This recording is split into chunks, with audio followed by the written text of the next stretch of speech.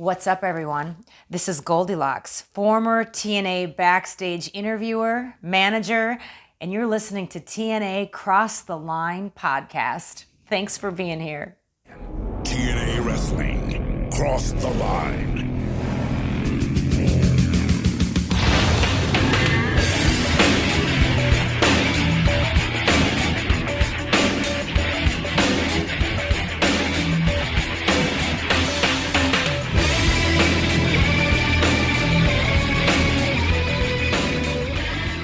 And we're back with episode 40 of the TNA Cross the Line podcast. I am Bob Colling Jr. With me, as always, is Dallas Gridley.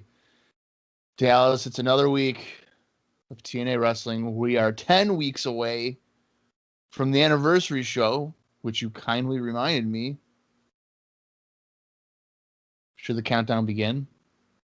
The countdown's beginning, man. It begun on week 1 for you. Oh, well, I mean, pretty much.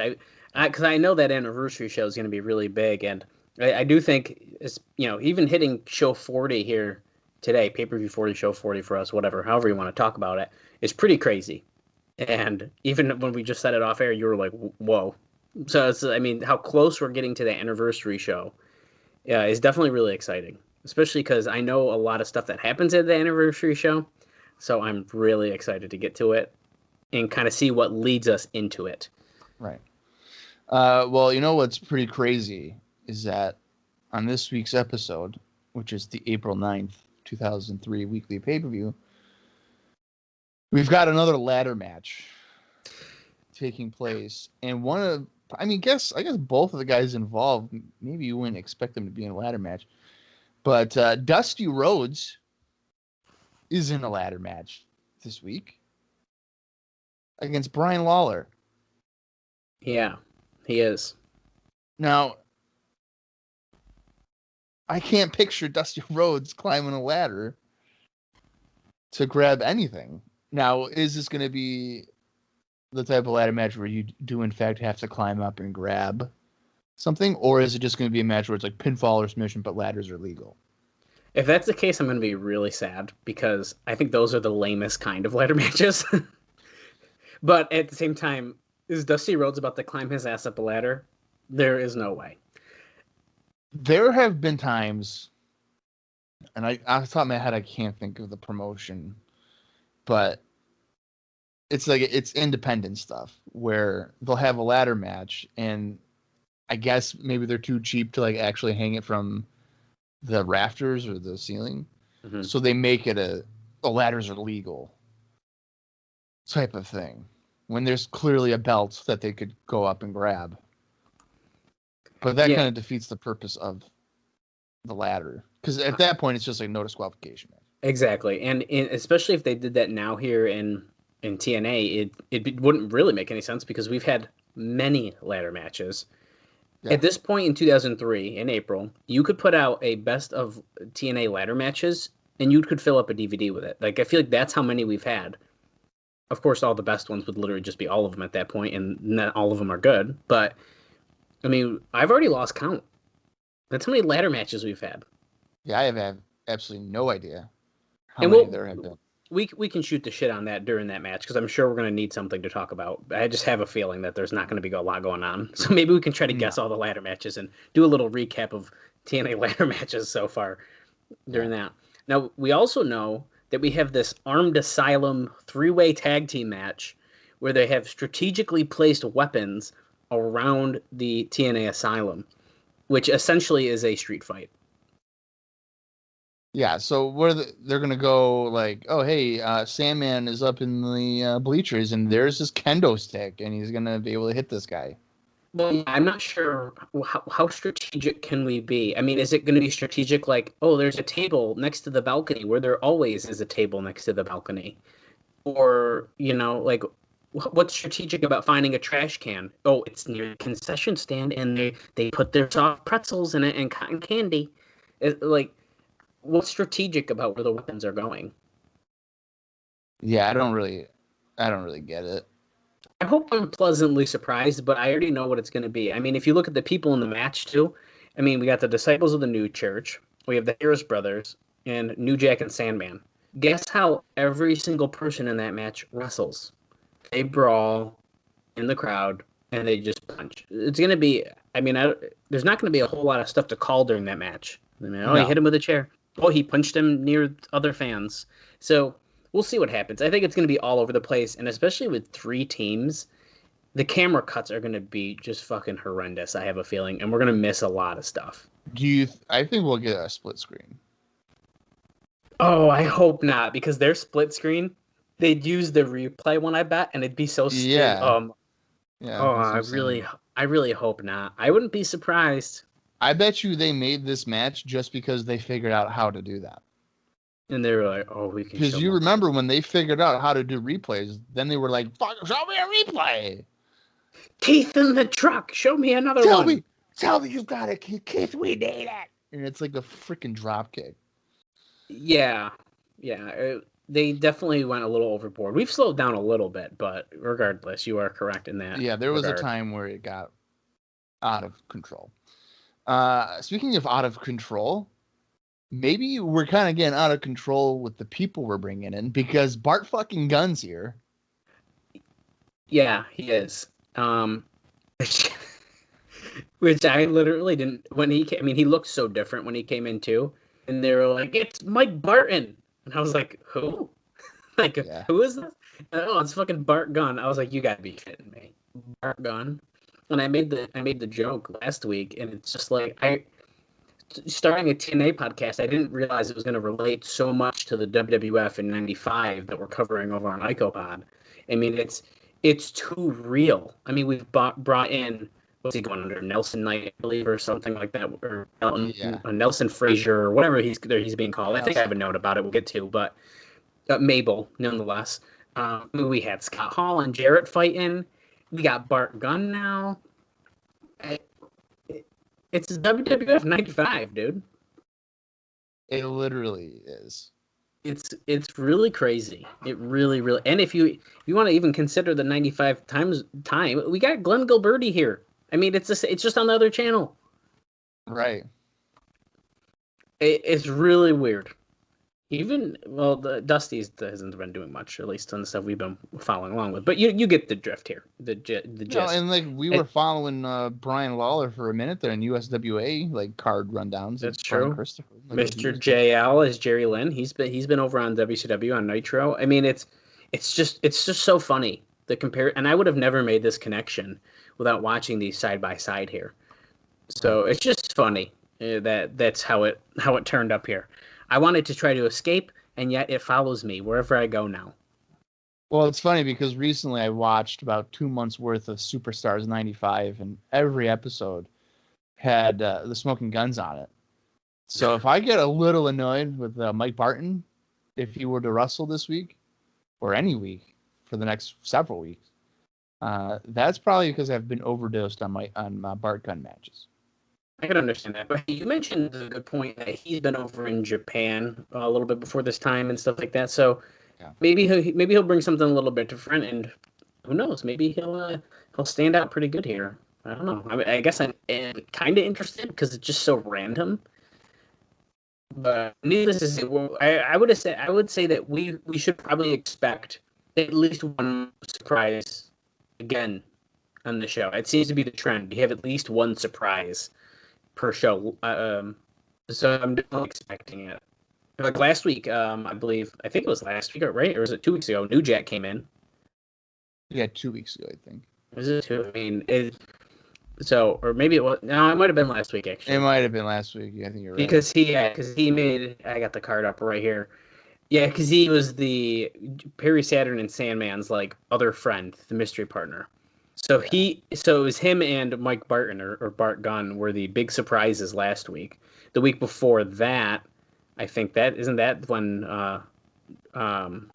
Mabel came. I think it was 2 weeks. So we're getting that trend of they're bringing in guys near, and this has been going on for a while. We could backtrack. We really should have been keeping track a little bit better. But at the end of the year, if we do a recap again like we did for 2002. It's going to be really hard to talk about all the people who made their debut in 2003. We're not even 6 months in, and I've already lost track. We are easily at like 20 right now for 2003. Yeah, it's absolutely insane. But it's been a lot of fun because you don't know what to expect, and that is something that they've talked Keeps about. you on your toes. It does, and you know what? I think in their format of doing the weekly pay-per-views, having people come in for one-offs here and there, I don't think is necessarily a bad thing. No. In that regard, I mean, of course, it'd be nice to be able to do some longer stories that last more than 2 weeks, but you know, we'll get there eventually. Raven and Jeff Jarrett has been going on for what seems like 4 months now. It nearly is 4 months. At the end of April, I mean, we're still waiting for the match. He's number one contender. We're gonna get it eventually. We just don't know when it is. Yeah, I'm looking forward to that eventual showdown, and I'm sure we're gonna get a Jarrett versus Styles versus Raven match at some point as well. So we better. Yeah, I need it. Coming out of last week as well, we had a Kid Kash Jerry Lynn X Division title match, which Kash was able to retain. And that was because we had another masked luchador come out and essentially cost him the match after Conan and him shook hands and respected each other in the segment. He said that he wasn't going to do it again. Yeah, and I have a small note on that we'll get to here soon as well. Okay. Of course, the main event for last week saw D'Lo Brown get his NWA World Title match because really he just came in and said, "Hey, I want one because you told me I'd get one." So that was pretty much the storyline behind that. And if D'Lo Brown had won, he essentially agreed to then join Sports Entertainment Extreme because they were going to be in his corner. And naturally, because Sex really can't do anything right, D'Lo did not win. Jeff Jarrett retained the NWA World Title. We also saw Ron Killings defeating Elix Skipper. David Young was victorious over Sonny Siaki. Previously mentioned New Jack, Perry Sarah, and Sandman defeated Christopher Daniels and the Harris Brothers. Trinity got some level of revenge against Alexis Lurie.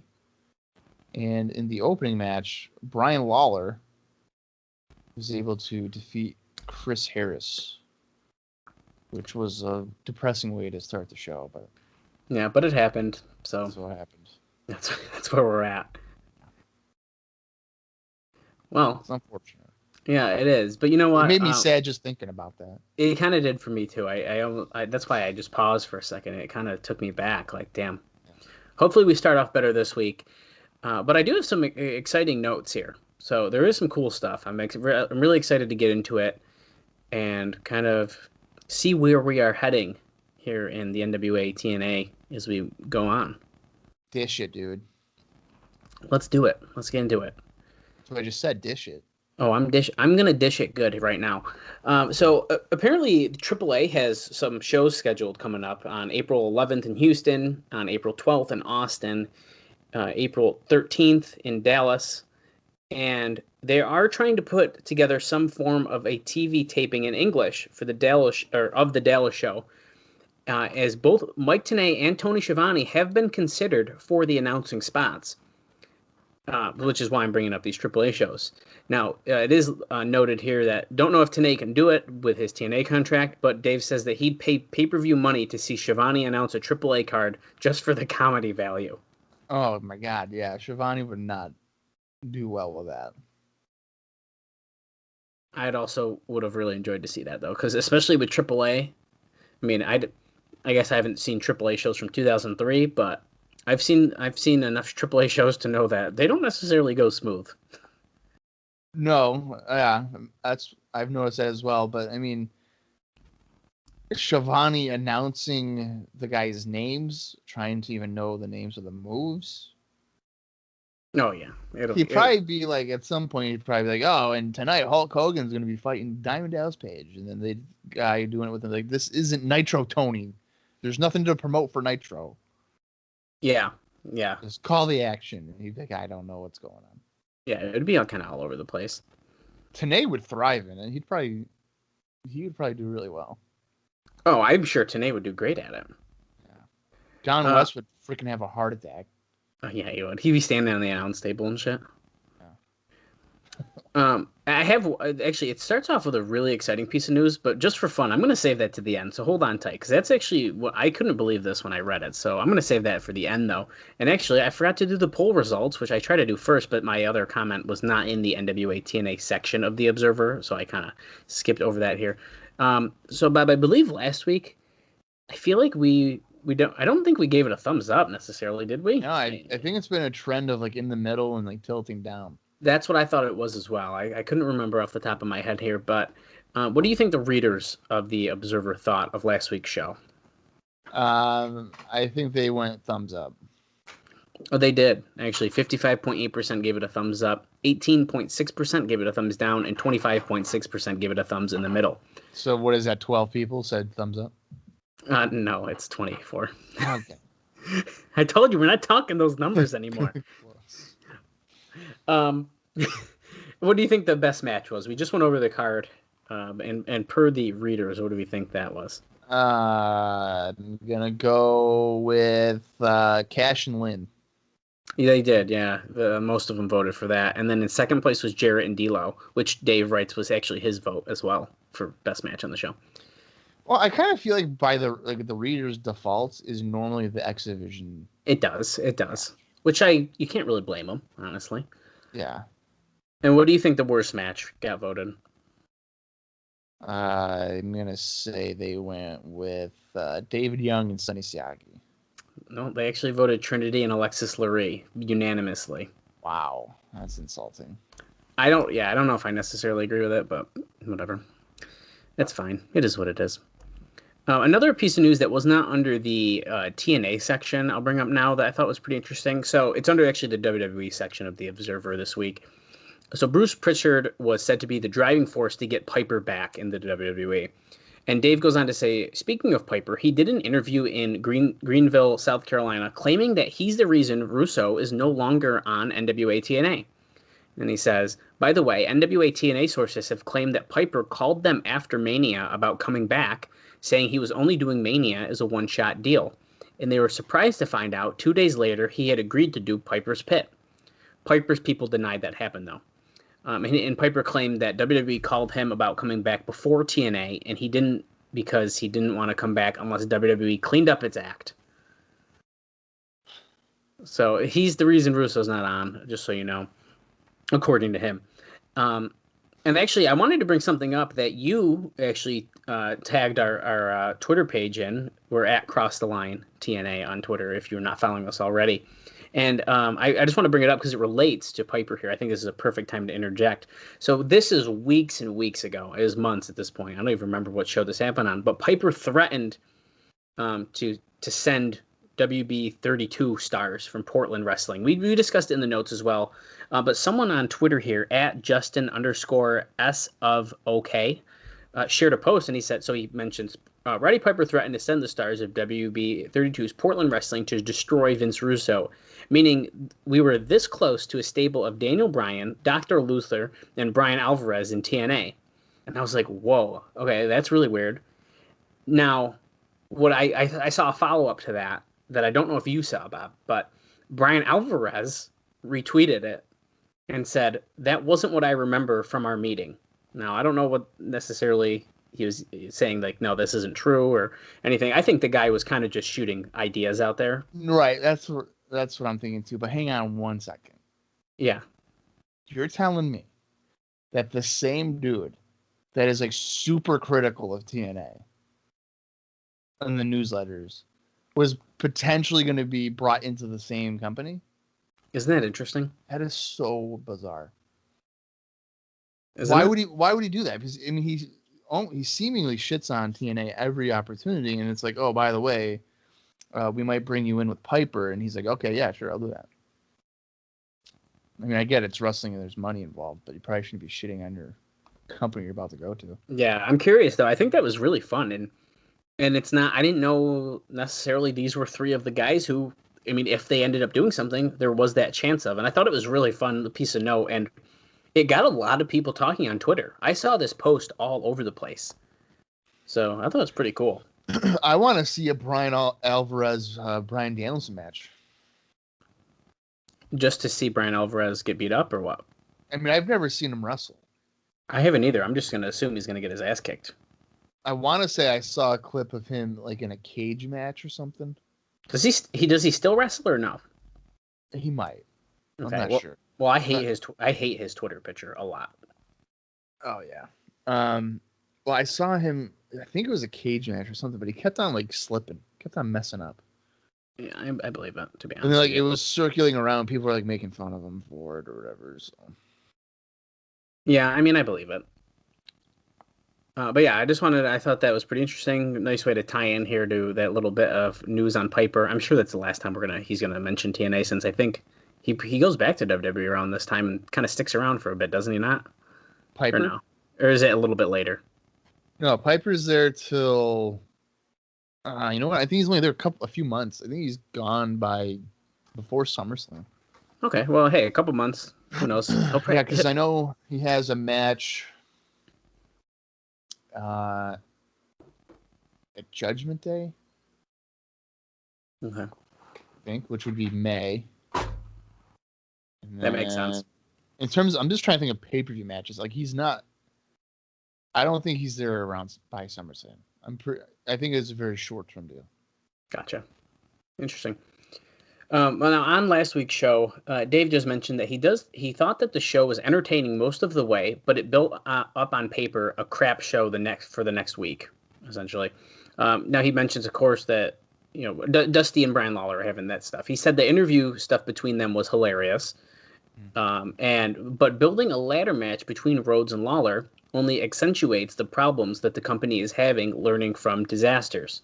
So this kind of relates to like what we were just talking about, why is he in a ladder match? Now, he goes on to say he can even be used in a 6-man tag match or a tag match if his appearance is limited. And he's kind of going off of the fact that he's one of the hottest acts that's kind of in TNA. The crowd really loves him.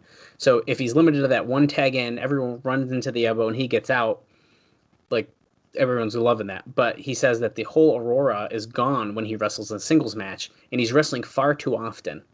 And he goes on to say that the same thing is happening with Trinity, who comes across like a superstar from doing her 3 to 4 high spots, but when she's put into a women's wrestling match, she looks like someone who doesn't belong in the ring. And since that's been shown in every women's match she's been in, once again, they booked her for a 6-minute, 30-second match with Alexis Lurie, and Dave says that it was awful. And she didn't come off like a star in the least. But still, the idea is to give her this mega push similar to the way that China was pushed, he says.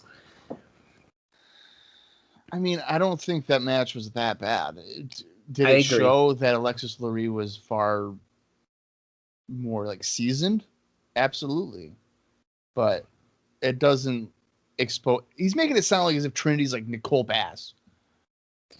Yeah, or like literally someone who is so super green. Like, I feel like I could see him saying something like this about like Desire, who is very you can tell Desire, even though she was a star against Dawn Marie on SmackDown house shows. Unfortunately, she's not even close to the level I would even say of Trinity. So saying that Trinity's looking pretty bad is like, I don't know. It's just a weird balance of what is good and what's bad. And I don't know, maybe he just doesn't like women's wrestling at this time. Who knows? I mean, at this time, there wasn't a whole lot of good women's wrestling happening. Right. So, I mean, there's that too. You got to think about that.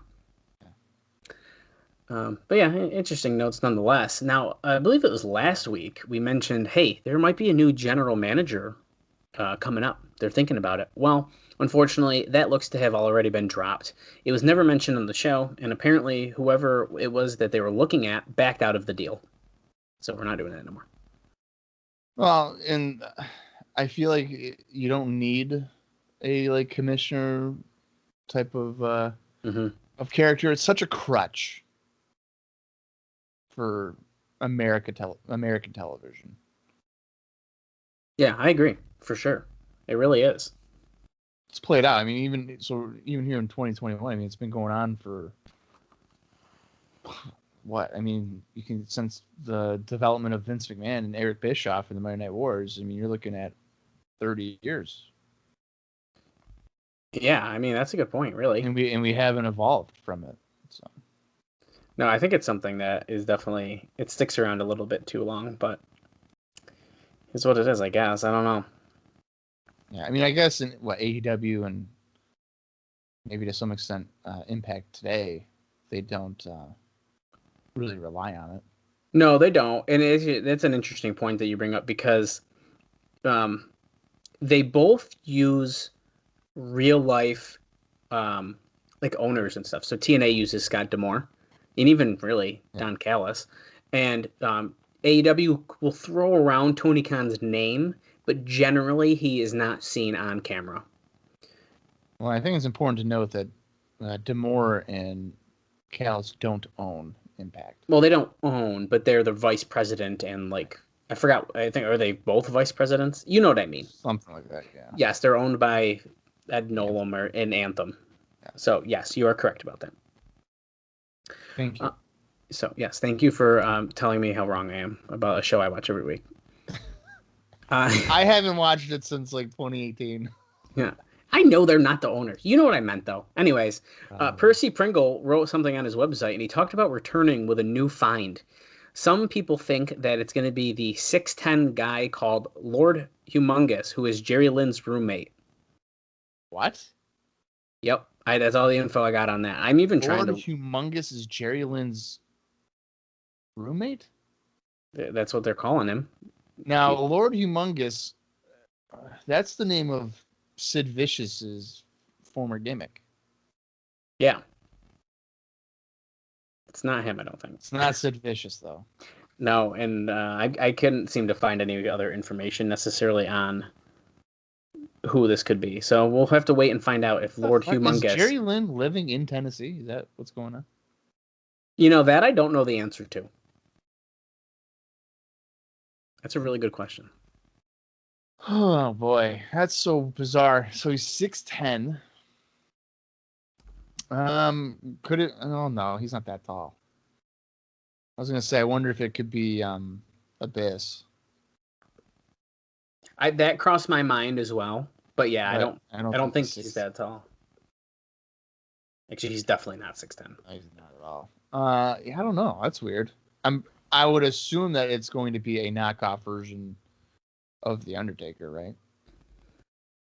That's what they would be going for. I guarantee you that is what would happen, which is not good, and I have a bad taste in my mouth thinking about it. Yeah, that would probably not be great. Yeah, let's hope that doesn't happen. Now, as we know, we've already discussed the surprises that this past week was New Jack and Mike Barton, which is Bart Gunn, which is super fun. Now, New Jack got a pop, but from live reports, a lot of fans there didn't know who he was. As for Barton, it was said that nobody live knew who he was, and he got no reaction when he attacked Perry Saturn. Which, that is honestly hilarious, because so New Jack gets a little bit of a reaction. His only real exposure was on ECW. And sure, they were on TNN for a bit. And by a bit, I mean a year. But aside from that, he was largely appearing on hardcore TV, which would be shown at 2 a.m. on the MSG network. So how many people are really watching that? And then you have freaking Bart Gunn, who was on WWF television consistently for about 5 years. Yeah. Including up until, 98. It was from the spring of 93 probably till about mid-98. Or no, 99. Because he did the Brawl for All. So you're looking at about 6 years. Yeah, that's pretty crazy. And they're just we don't know who that is. Yeah. I think that's a risk you take too with surprise. He just ran out and did something. Now, if they announced him, maybe people would have been like, "Oh, that's who it is." If we went to that show, he'd come out and I'd be like, "Who the fuck is that?" And then they say his name, or you might be able to look at him and be like, "Oh, that's Bart Gunn," and you'd tell me and I'd be like, "Oh yeah." I have actually this is a good, and you're gonna laugh at me, and I don't even know why I'm gonna tell this story right now. Well, before you tell the story, I think it's understandable for you to be like, who's this guy compared to who's this guy for Nikita Koloff? I did not ask, Bob.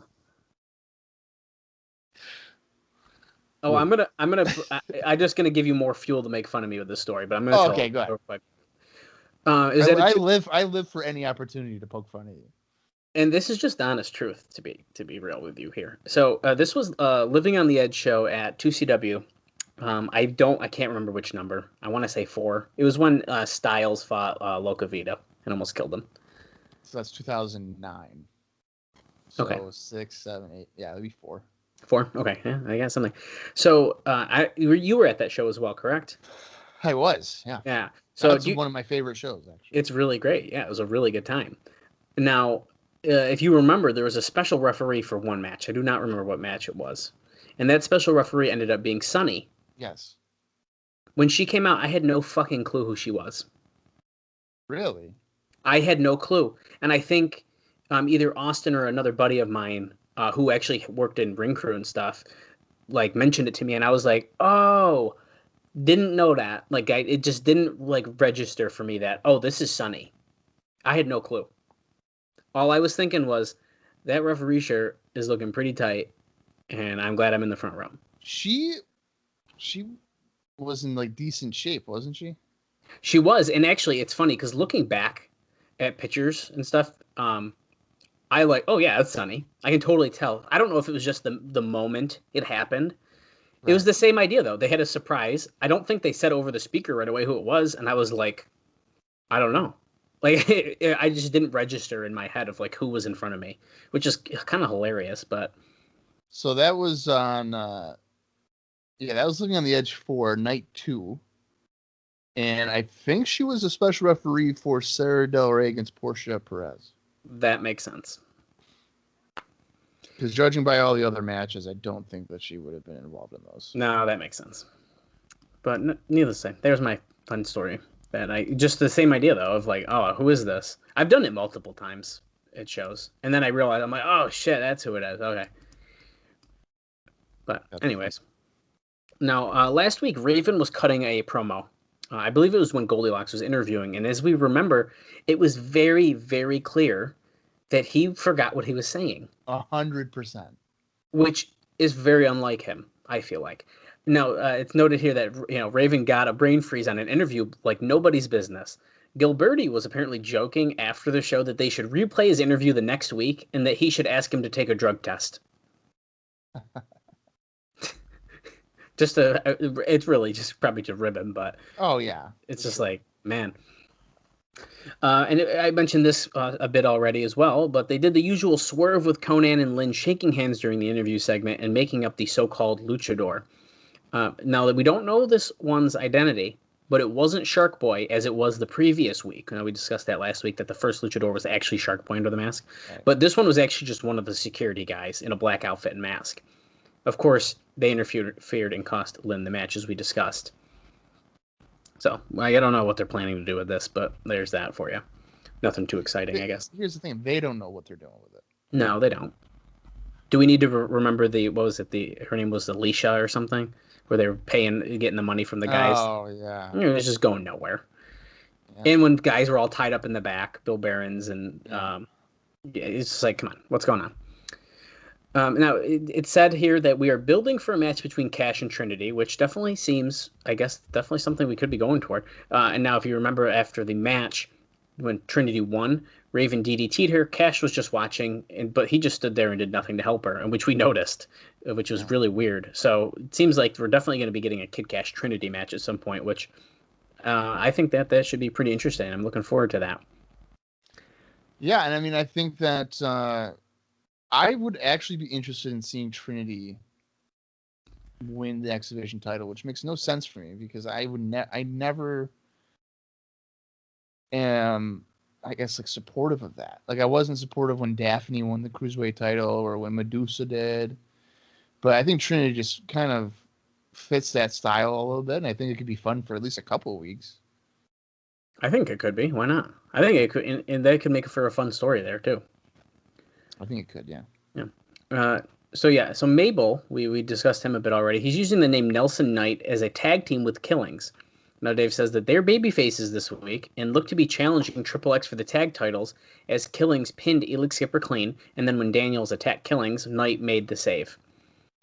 I'm curious to see if this is something that actually is going to end up playing out. I believe, at least I think we talked on air about it, but we don't know how long Nelson Knight is really going to be around here. So I'm curious if this match is even going to happen.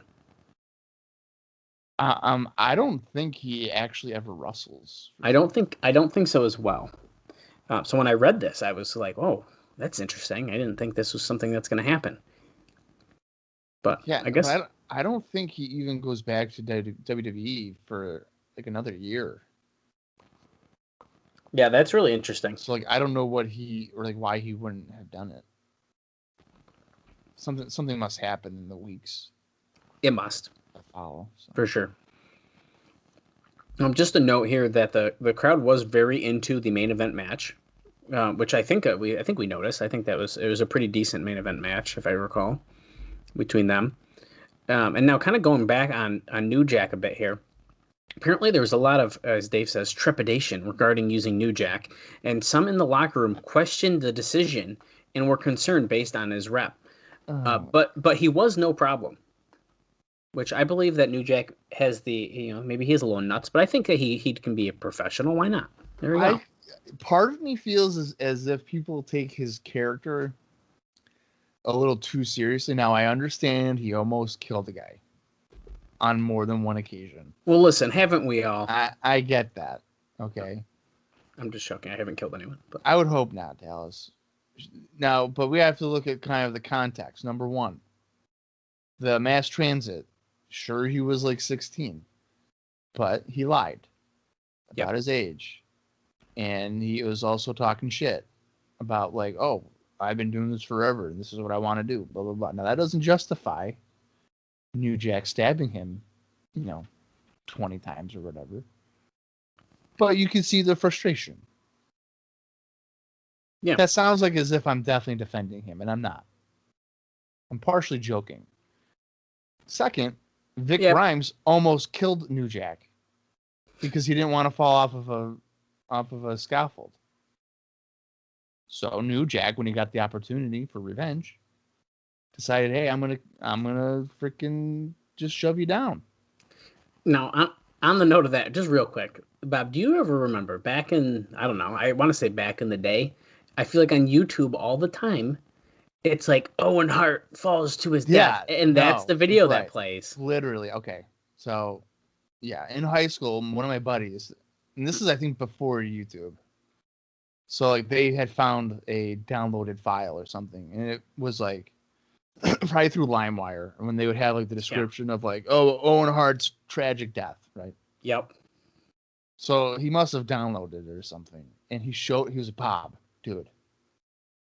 Did you know that Owen Hart's falls out there or whatever? I'm like, no, it's not. What are you talking about? They're not going to do that.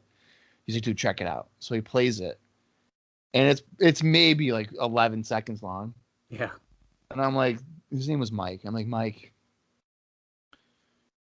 you do realize that, number one, the production of this is atrocious. Number two, you do realize that guy basically clipped one table and fell to the apron, and there was like 40 tables in the ring, weren't there? There was a fucking ton of them, dude. It was crazy. Yeah. I'm like, Owen Hart wasn't gonna fall through 40 tables in the ring. Like, what are you talking about? And then years later, it's like the Vic Grimes XPW footage or whatever. But it's like, how do people like seriously fall for that stuff? I don't get it. I mean, yeah, he was a super casual wrestling fan. But anybody that would have watched Over the Edge 1999 would be able to tell that there were not 45 tables in the ring and that's how Owen Hart passed away. Yeah. There's just no way. Yeah, for sure. Good stuff. So the behind the Also, scenes... I'm not defending New Jack for murdering people or trying to. No, we're not. But I'm just saying that those are two bad instances. And that maybe people are taking him too literal. Yeah, I agree with that. He's not going to go around just stabbing random people. Yeah, just like I told the story last. In his brain, let me clarify this. In his brain, is justifiable. Like if you and I were like totally cool with him, like Balls Mahoney, after they had a blow up, after that, then you're fine. Like Jim Cornette. Like he was fine with Jim Cornette too. Yeah. Just don't screw him over. Which you can't blame him for. Yeah, right, to an extent. Like again, we're not saying, hey, yeah, go stab a 16-year-old kid with a knife at a 700-person venue in Massachusetts. Yeah, don't do that. Yeah, I think we're digging ourselves a hole here. So what Bob said. And let's get into some cool behind the scenes situation between Jerry Jarrett and Vince Russo. Oh no. It's kind of fun. So this is more of a quiet deal now, though. There's not a lot going on. Now, Russo's friends have gone to Dixie Carter, who is, of course, the daughter of owner Bob Carter, and we all know who Dixie Carter is now. And they were trying to push the idea that Jerry and Jeff Jarrett are the problem because they interfere with Russo's ideas. But it's not overt like in the past. It appears that Russo is doing the majority of the writing of the show. Then Jeff and Jerry Jarrett edit his work, and Russo's side gets mad at the editing process, thinking that it weakens the show. And Dave says, actually, most of the stuff overruled, usually by Jerry, but backed up by Jeff, who, by the way, has the final say in everything as he oversees creative, are angles where Jeff would look weaker, quote, weaker, and is asked to sell. Basically, in Jerry's eyes, Jeff Jarrett is the John Wayne of the promotion, while in Russo's, he's Stone Cold. Which we've very clearly seen. Oh my God, yeah. It was pretty interesting that there's still this tension between these guys, I thought. Well, I mean, Jeff Jarrett is miscast as being Stone Cold Steve Austin. Well, yeah, we've known that since the first show, dude. That just doesn't fit. They've been trying for almost a year. It's not working. No, it's really not. And listen, Jeff, if you're listening, I know you follow us on Twitter now. Listen, it's nothing personal. We like you, but you're not Stone Cold. No, not at all. He needs his best role is as like the coward heel. He talks all this shit, and then when it's finally his time to get thrown into the ring, he's like, begging off whatever, cheats to win or whatever. Not this baby face guy that comes in with a baseball bat all the time or whatever and just beats the shit out of everybody. Yep, I agree with that. I mean, to me, that just doesn't fit him. Yeah. But if you need someone in that role, I mean, I don't know really who else. That's a good point too. New Jack could probably do it. Yeah. Perry Saturn is basically apparently in the Russo Raven, Mike Sanders, Glenn Gilberti clique that come from Atlanta and will be around most weeks except for when he's in Japan bookings, which we I think heard last week. But he drives with those guys. That makes sense. Yeah, it makes sense. But it's in here. Thought I'd bring it up. Yeah. And now we know that we've talked about it over some of the indie news that Bob gives us, that he'll be giving us here in just a few minutes. But Raven has been using Trinity as his valet on indie shows. But TNA didn't want to turn her heel, so that's why he's using Alexis Lurie. Which I get why they wouldn't want to. But I find that interesting, that he's using her still on the independent shows. Yeah, he used her for Ring of Honor, and he's also...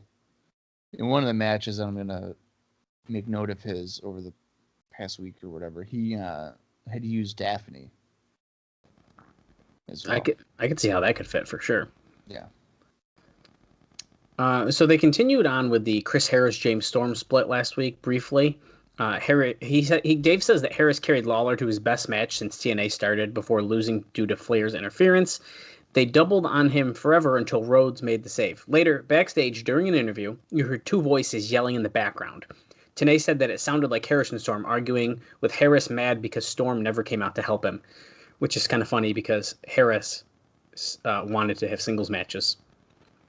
So if I was James Storm, this sucks. You're out there on your own. So nothing like major there, but we were kind of moving forward with that, even though we've already discussed that it's not necessarily a great move. But no, it's not. To suggest that after 9 months that they can't do anything else is kind of ludicrous. I mean, sure, they've won the tag titles a few times, but there's still, I think, more you could do with them.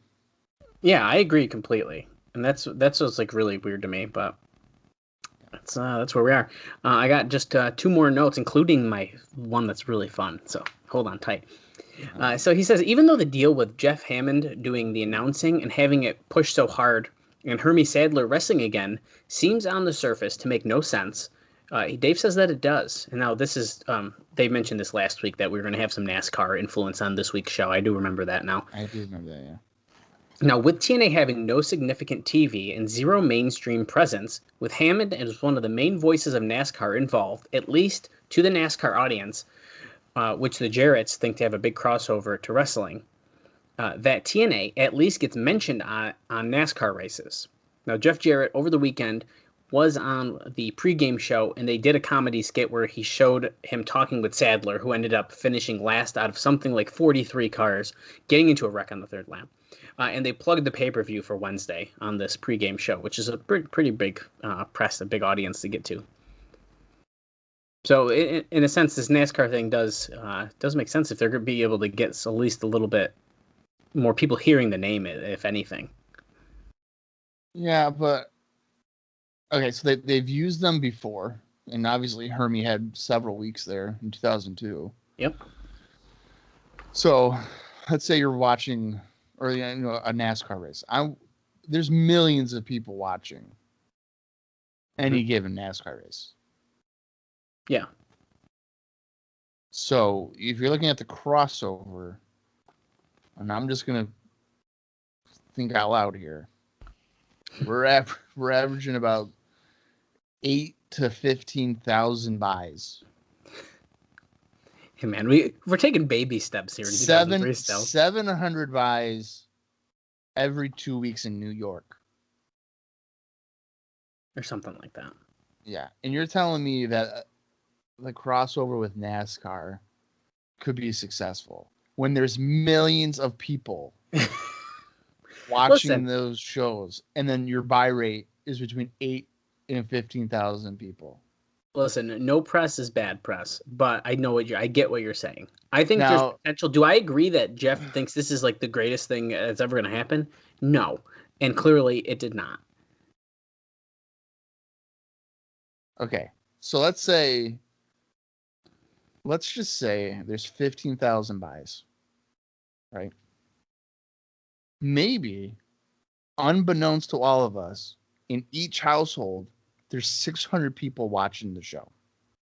So that's 9 million people.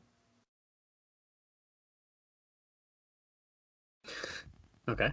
So maybe that's what they're thinking. Sure, it's only a 15,000 buy, but in each household, there's probably a huge party of 600 people per house on average. Jesus. So we're probably killing it, but we're not making a bunch of money because, they're doing like their version of a Nitro party or like a Raw. Yeah, I know. You know what I mean? So I get what you're saying. Anyways. You know what the sad thing is? Yeah, what's that? Is I feel like you could, in 2003, maybe had mentioned that to Dixie Carter, and she'd be like, you know what, honey? I think you're right. That's a really good idea. Oh, gee, let me put out a press release. Oh, God. According to our numbers, on average, there are 600 people per household watching our shows. So if you break that down, each person's paying about 34 cents. And that's what's going on here because we only get $10 per household. It's fine. Don't worry about it. No problem. Yeah. I was going to make Dixie Carter jokes, but we'll save them. I say I got one piece of big news here, and I think this is pretty cool. I'm really excited. This is the funny one, so I can't wait. No, it's not funny. This is like, I was really surprised when I read this. It's funny because I don't think it's going to happen, but apparently Rena Mero has been in talks with the group about coming in. And in fact, she has verbally agreed to come in next month as a surprise. And for those who don't know who Rena Mero is, that is Sable. That's interesting. Yeah, is it not? I was like, what? Yeah. So I don't know if that makes any sense though. No, it absolutely doesn't. But I thought that's why I sort of really, I was like, oh, I did not expect to read this today. Well, because I know that she was obviously involved with the XWF. Oh yeah, that's right. And what was funny about that is that she had played like an authority figure Yeah. for the group. So as you're talking about like these authority figures and stuff like that, I guess Oh. she could be an option, which would be kind of weird, but that could happen. Um, but in 2003, she definitely goes to WWE. Is that when she comes back? Yeah, and she does that stuff with Tori. Oh yeah. That was like you turned the TV down while you watched that. Yeah, Yeah. 100%. And 100%. in fact, I bought the. Is it Judgment Day 2003? Is this the one where they did the bikini contest? And then like Tori like takes hers off, and it's like an even smaller one. Oh my God, yeah. Well, as a side note, I remember buying that DVD purposely for that as a child because Tori Wilson was like my favorite. I remember. So you, I might be dating myself here. So you had the DVD. I think I had the VHS of that. Well, to be fair, they came out at the same time. Yeah, I definitely did not have the DVD. Well, I remember buying it. This is a weird memory. I bought it at Media Play, and which I don't know if everyone who even listening is going to know what Media Play is, but it's gone. And I remember buying Judgment Day 2003, and I bought the Divas Undressed DVD because Tori Wilson's on the cover, and she's like my favorite. And now, mind you, I'm a kid. In 2003, I'm in elementary school still, I think. And I remember I might be a freshman. yeah, I was think I was in like fourth grade, but I was with my mom and my grandma, and my grandma thought I was buying porn, and was like told my mom like you're gonna let him buy that, and she's like no, it's wrestling, they're not gonna like show that stuff, it's fine. So my mom didn't give a shit. She's like whatever, just let him have it. So needless to say, that was a fun little story. I remember when I first saw her do that. I was like, holy this is basically porn. Dude, it was bad. Because it was like flesh color, wasn't it? It was like shiny. So, dude, it's so thin. Yeah. And it's like, it looks as if it like would be. And it's just like, what do I do? Like, I shouldn't be watching this. Like, it was bad. right. Yeah. But needless to say, Bob, that is all I have for the Observer News. Now, unfortunately, for those who have been listening the past couple weeks, specifically, we've been going in the Wayback Machine for the NWA-TNA.com website, and I had a lot of trouble getting any updated articles for this week, so unfortunately, we are going to not cover anything from that. But after Bob goes through the independent news, we got something fun to talk about real briefly, and then we're going to talk about Explosion and get into the show. All right, so quite a bit happened in the past week on the independents, if in regards to some TNA guys. So, as DX would say, let's break it down. Let's do it. Okay, I was waiting for your permission there. Thanks. I was taking a drink, so it was a bad time to ask for something from me, but. The Sandman, he lost to Monster Mac on April 4th for USA Pro. Dusty Rhodes lost to Terry Funk in a last man standing three-way match, also involving Abdullah the Butcher for 3PW on March 29th. David Young lost to Hot Stuff Hernandez by disqualification for NWA Wildside on April 5th. Perry Saturn lost to Balls Mahoney on April 4th for USA Pro. D'Lo Brown had a tour of IWA Puerto Rico. He had 3 matches. He defeated Huracan Castillo on April 3rd. He then lost to Chicano on April 4th. And then he lost to Glamour Boy Shane on April 5th. Raven kept busy. He hasn't wrestled in a couple of weeks on TNA, so I guess I'll just kind of make note of what he had been doing. He teamed up with Colt Cabana in a losing effort against Ace Steel and CM Punk on March 22nd for Ring of Honor. He then lost to Chris Hero on March 28th for IWA Mid-South, and then he lost to Justin Credible on April 4th for USA Pro. Now, I have a story for this IWA Mid-South show with Chris Hero. Okay. Oh yes, yeah. You sent me a text about this briefly. Yeah. Yeah, let's So hear it. I was I was listening to an Ian Rotten roundtable interview thing that is on IWTV, and it's actually pretty enjoyable if you're a fan of like independent wrestling from mid 90s to present day. IWA Mid-South really was a place to go in this era. Sure, they would maybe draw 16 people for some shows, but they would tend to have some really surprisingly good matches. Anyway, he brought in Raven for the March 28th show against Chris Hero. And Ian was like, Raven's a piece of shit because he held me up for more money to do the job. And he never brought him back. Now, I heard that before I watched the match. So I'm watching them. I reviewed IWA Mid-South quote the Raven for WrestlingRecaps.com. You can go ahead and check it out. It's a 4-hour show. It took me about 2.5 weeks to finish it. And Raven comes out and he goes, "Listen here, Clarksville, Indiana, whatever." He says it more Ravenly. But he's basically saying, you guys are going to get the absolute worst match that you've ever seen. I'm going to put a headlock on, and I'm not going to let go. And I'm thinking this guy's just being a heel, right? Like he's just doing like, I'm not going to do my shit, blah, blah, blah. You guys paid your money to see a headlock for 20 minutes. Turns out he was shooting because he pretty much just keeps a headlock on Hero for about 15 minutes. He does virtually none of his signature moves. And Chris Hero wins the match with like an STF or whatever. And I'm pretty sure Raven was tapping out before Hero even had his arms around his neck. Oh my god. And I was like, you have to be kidding me. No, I was really surprised when I heard this story because I don't know. I guess I just didn't expect Raven to do something like that. So it really threw me off. I mean, I don't think I'm really that surprised that Raven would do that.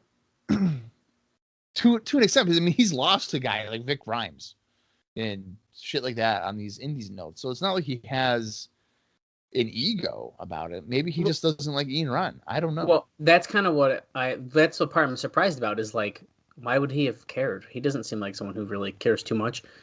So to me, it almost has to be something with Ian. I mean, I don't see why LC would have done that. Yeah, I don't know. It was just a weird story. Also, I'll just point it out now because I don't know if I'll remember it. But in that same interview, he basically said that he hated Kid Kash. Oh my god. And he because he brought him in for his show, not the same one as Raven, but he brought him in as a surprise. And Kid Kash was like, okay, cool, man, I'm going to bring my merch out at intermission to sell some stuff. And Ian's like, that would ruin the surprise. Like, they don't know you're here. So like, why would you be selling your shirts? Because then they know that you're here. Yeah. And I guess Kid Kash was just a pain in the ass to work with, like, in that regard. So I'm really enjoying those Ian Rotten interviews because he's just, I guess, doesn't care to be like, this guy is a moron and I hated this guy. So no, that makes for an entertaining interview for sure. Yeah, and he's the booker promoter, so you know he has a bunch of dirt. Oh yeah, for sure. All right, continuing on here, we got 4 more guys that did anything of note in the past week or more, I guess. Jason Cross lost to Jorge Estrada on March 29th for NWA Wildside. Shark Boy defeated home record Tyson Dux on April 7th in a dark match for WWE. And I say a home record Tyson Dux because he apparently had an affair with another man's wife, and they want to try to cancel him on social media. So, oh, I haven't heard that one. Yeah. We're kind of getting out of control with this whole cancel everybody thing. He cheated. He had an affair. Who cares? God. Yeah, that's a yeah. It's not a big deal. Amazing Red teamed up with Joel Maximo to lose to Chi Cruz and Rapid Fire Maladano on Wow. March 28th for PWF. Oh, hell yeah. Not watching that one. I'm not a fan of Chi Cruz and Rapid Fire. I've watched enough PWF to know they're not that great. You're missing out. And lastly, Christopher Daniels. He lost to Homicide on April 4th for USA Pro. And then the next day for ECWA, he defeated the Japanese pool boy. Wow. That's all there is for that. Okay, cool. Hey, a lot went on, man. That was a lot more than we've had recently. So it's cool to hear about what's going on the independents there. Yeah. Really. Yeah. So briefly here, before we get into Explosion, I just want to bring this up here quick. Now, I'll mention it again probably, but we'll probably be talking about this a little bit more in depth on IcoPod this coming Monday. So you're listening to this on April 9th, which is a Friday, assuming so on Monday. Assuming it is on Friday. Well, if our you're shows come out on Friday. Assuming you're listening on Friday. Not everyone necessarily listens on day one, Bob. Yeah, they do, dude. Well, that's a good point, I guess. You know, you're listening here on Friday. Well, on April 12th on IcoPod with Austin's input, this should be a pretty fun discussion, I think. But Suspicious Behavior Productions reach out to us on Twitter. Actually, they reached out on the IcoPod's Twitter, but we're talking. Obviously, they know me and Bob also do this podcast as well. They're at SBP_comics on Twitter, so you can give them a follow. That's their plug now. And they actually have done this wrestling comic book. It's like a mini series, and I'm a pretty, I would say, I don't want to say I'm a big comic fan because I definitely don't read as much as I wish I did, but I definitely enjoy comics and graphic novels and stuff like that. So they reached out. They said, hey, we got this new miniseries. Would you guys be interested in checking it out and like kind of talking about it a little bit? And I sent it to the group. Austin said, hell yeah. Bob said, sounds great. And I was like, cool. I already said yes anyway, so it didn't matter what anyone else said because I thought this sounded so cool. So I'm just going to read the synopsis that they sent, and then I have a couple notes here I want to talk about, and then we're going to talk about Explosion, and we'll get into the show here today. So the synopsis is as follows. Invasion from Planet WrestleTopia is a sci-fi comedy comic book miniseries about a disgruntled pro wrestler who declares himself galactic champion of the universe, only to have a planet of alien wrestlers view it as an act of war. It can be found exclusively on Comixology, that's COMIXOLOGY, though they are planning to be launching a Kickstarter in May to put the trade in print, they said. At least they said that to us, so hopefully that happens because I just told everyone. Now, what I really like about this story, I'm about halfway through, so there's 6 of them, and you can purchase them all digitally. I think they were like only $1.99 for each issue on Comixology, which is pretty good, really, for a comic. And I mean, I've been reading them right on my iPad, and one thing I really like about comics is the art. I think that's what draws me to comic books a lot. I know Bob's not necessarily a huge comic guy, but I think even he can appreciate the art that kind of goes into something like this. But that's something that really draws me. And the art in this I do really like. I think it's a really fun style, and especially kind of bouncing off that comedy theme that they have. And now if you're a wrestling fan, which obviously me, Bob, and Austin are, and generally I would say their target audience probably is, they have so many subtle callbacks, different names, and even like the arenas and stuff like that, all just things that only a wrestling fan would know. Now, if I showed one of my buddies from work who does nothing to know about wrestling but maybe likes comics, he's not going to get some of these jokes necessarily. Like even the main character's name is Rock and Roll Rory Landell. I mean, you can just, that screams like a wrestling name, and right. It's and it bounces off of that old kind of stuff, and they all have like different gimmicks and stuff like that. I mean, it's a lot of fun. And one other thing I actually really like too that has nothing to do with the actual story, but even the little the credits in the beginning of the comic. So they say like who wrote it and all that kind of stuff. They give themselves all nicknames. So they all have like little wrestling names. that go with their names, and just stuff like that. Like, kind of really, I mean, that's like what, page 2 here. I got it in front of me, and I think that already I was like, okay, this is cool. I already am liking this. And even I'm on, so I just finished issue number 3 today, and at the end of the comic, I mean, there's even little fun things like this at the end where there's the megastars of the mat, and they go through like the bios of some of these like old characters because the story has flashbacks and stuff like that. And I don't know, I just think it's really fun, and I think that this original story about wrestling in a comic book form is super cool. It's not like the WWE comics, which I've tried to read, and like honestly are not they can't pull me in. But something that's different like this, where they have original characters and an original story, I thought was really cool. And I thought the opportunity to take a look at this was really fun.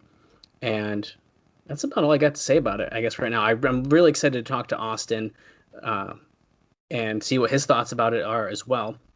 And I guess just one more time here, in case you missed it, you can follow these guys at SBP_comics on Twitter, and we'll be sure to put that in the description as well as tweet it out as well. So I think these guys are pretty cool, and I appreciate the opportunity to take a look at those review samples like that.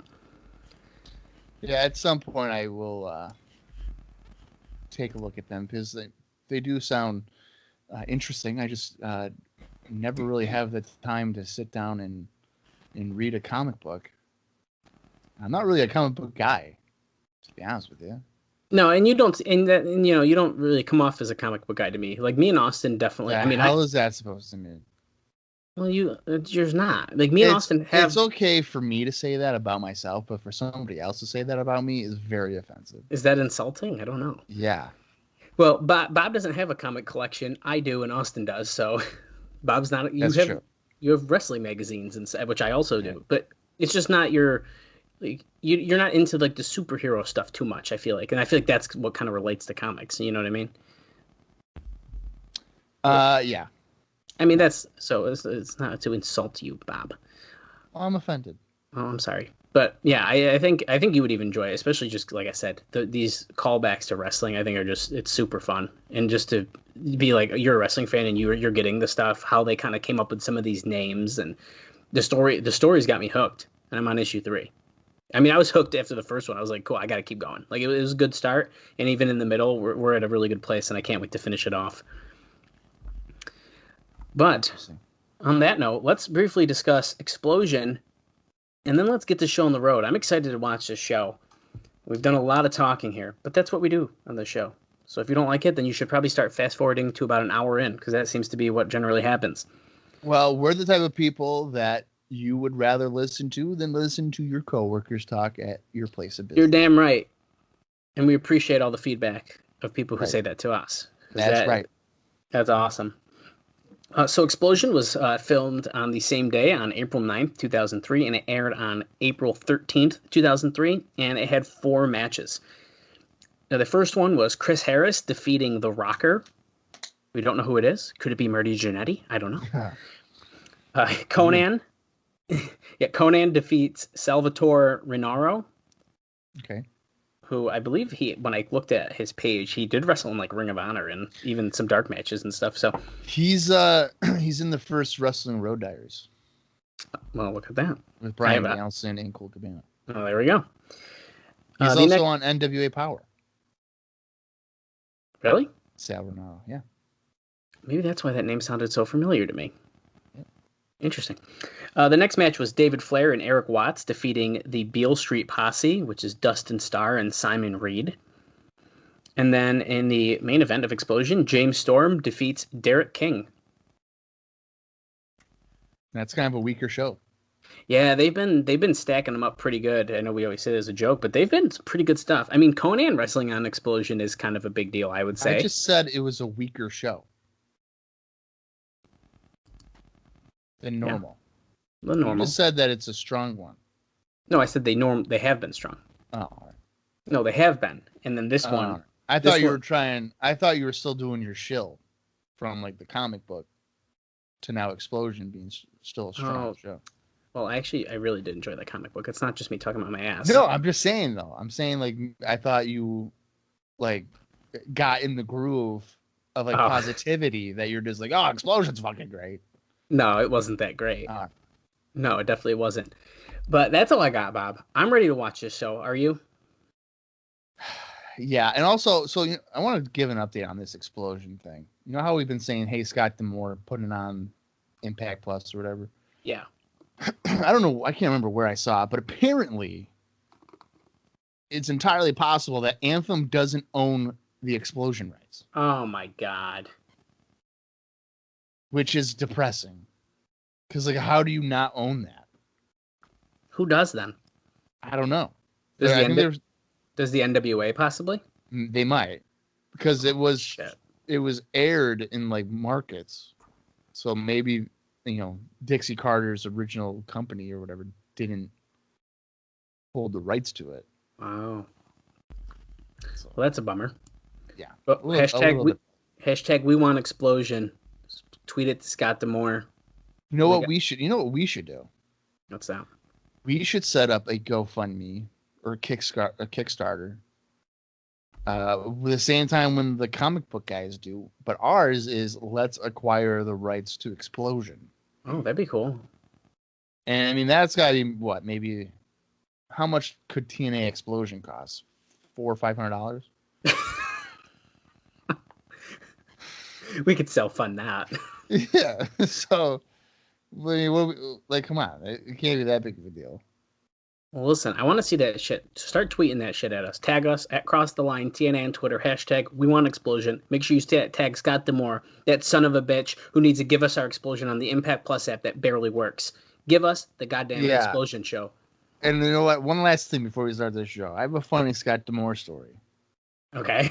So I was watching Superstars 95, like I normally do. Yeah. All right. And I think it was against Razor Ramon. I could be wrong. But he was wrestling. He was an enhancement guy for one of the matches. And Vince McMahon is just like, hey, this Scott D'Amore fella, he's a little fat, a little round. It's like, what? He's a bit of a larger fella. That's fucked up. Yeah, he like focused on his weight for like 45 seconds. I was like, wow. He never really comments on the enhancement guys. But Scott D'Amore, hey, he's a little chubby. He's looking around. Yeah, Jesus. let me just poke fun at him. It was a bit rude, but I thought that was kind of funny to mention. But all right, you know what? The jokes are over. It's time for serious business. It is probably the most serious wrestling show that you're going to watch in 2003. It's time for NWA-TNA Weekly Pay-Per-View, April 9th, 2003. I'm going to count down from 5. When I say play, hit the play button. Find it on your Fight TV, which I still can't purchase, apparently, in America. Whatever. I don't know. Or find it on Impact Plus. Or maybe you have it in your own personal collection. Go pop in that DVD that you illegally recorded back in 2003. Or maybe you have it on a VHS tape. Well, go into your basement and dust off that VHS player and pop it in there. Because it's time to cross the line. Oh. That. Five, 4, 3, 2, 1, play. That was good, Bob. That was really good. I just made that shit up. That was awesome. Okay, last week we're already getting a recap. I'm gonna hold the crowd number until we show the crowd. I'm gonna make Bob guess what number it is. So we're gonna hold off on that for just a minute while we're seeing this recap here of Styles attacking Glenn Gilberti, throwing him against the guardrail and throwing him against the other one. Jumping off the steps into the crowd onto him. Last week, Kid Kash versus Jerry Lynn. Then here's the mystery guy who did the Tornado DVT. Is it Rick Santel? Is it Chris Vaughn? I don't know. Is it neither? I don't know. It wasn't a bad Tornado DDT. It wasn't, but also, I think it's important to note that the masked wrestler was hunched over. So they might be taller than we would be thinking. Oh, that's a good point, actually. Oh yeah, Dusty Rhodes was making the posse jokes last week, which were really, it was like dad humor, I feel like. Yo, you guys want to be in my posse? It was like,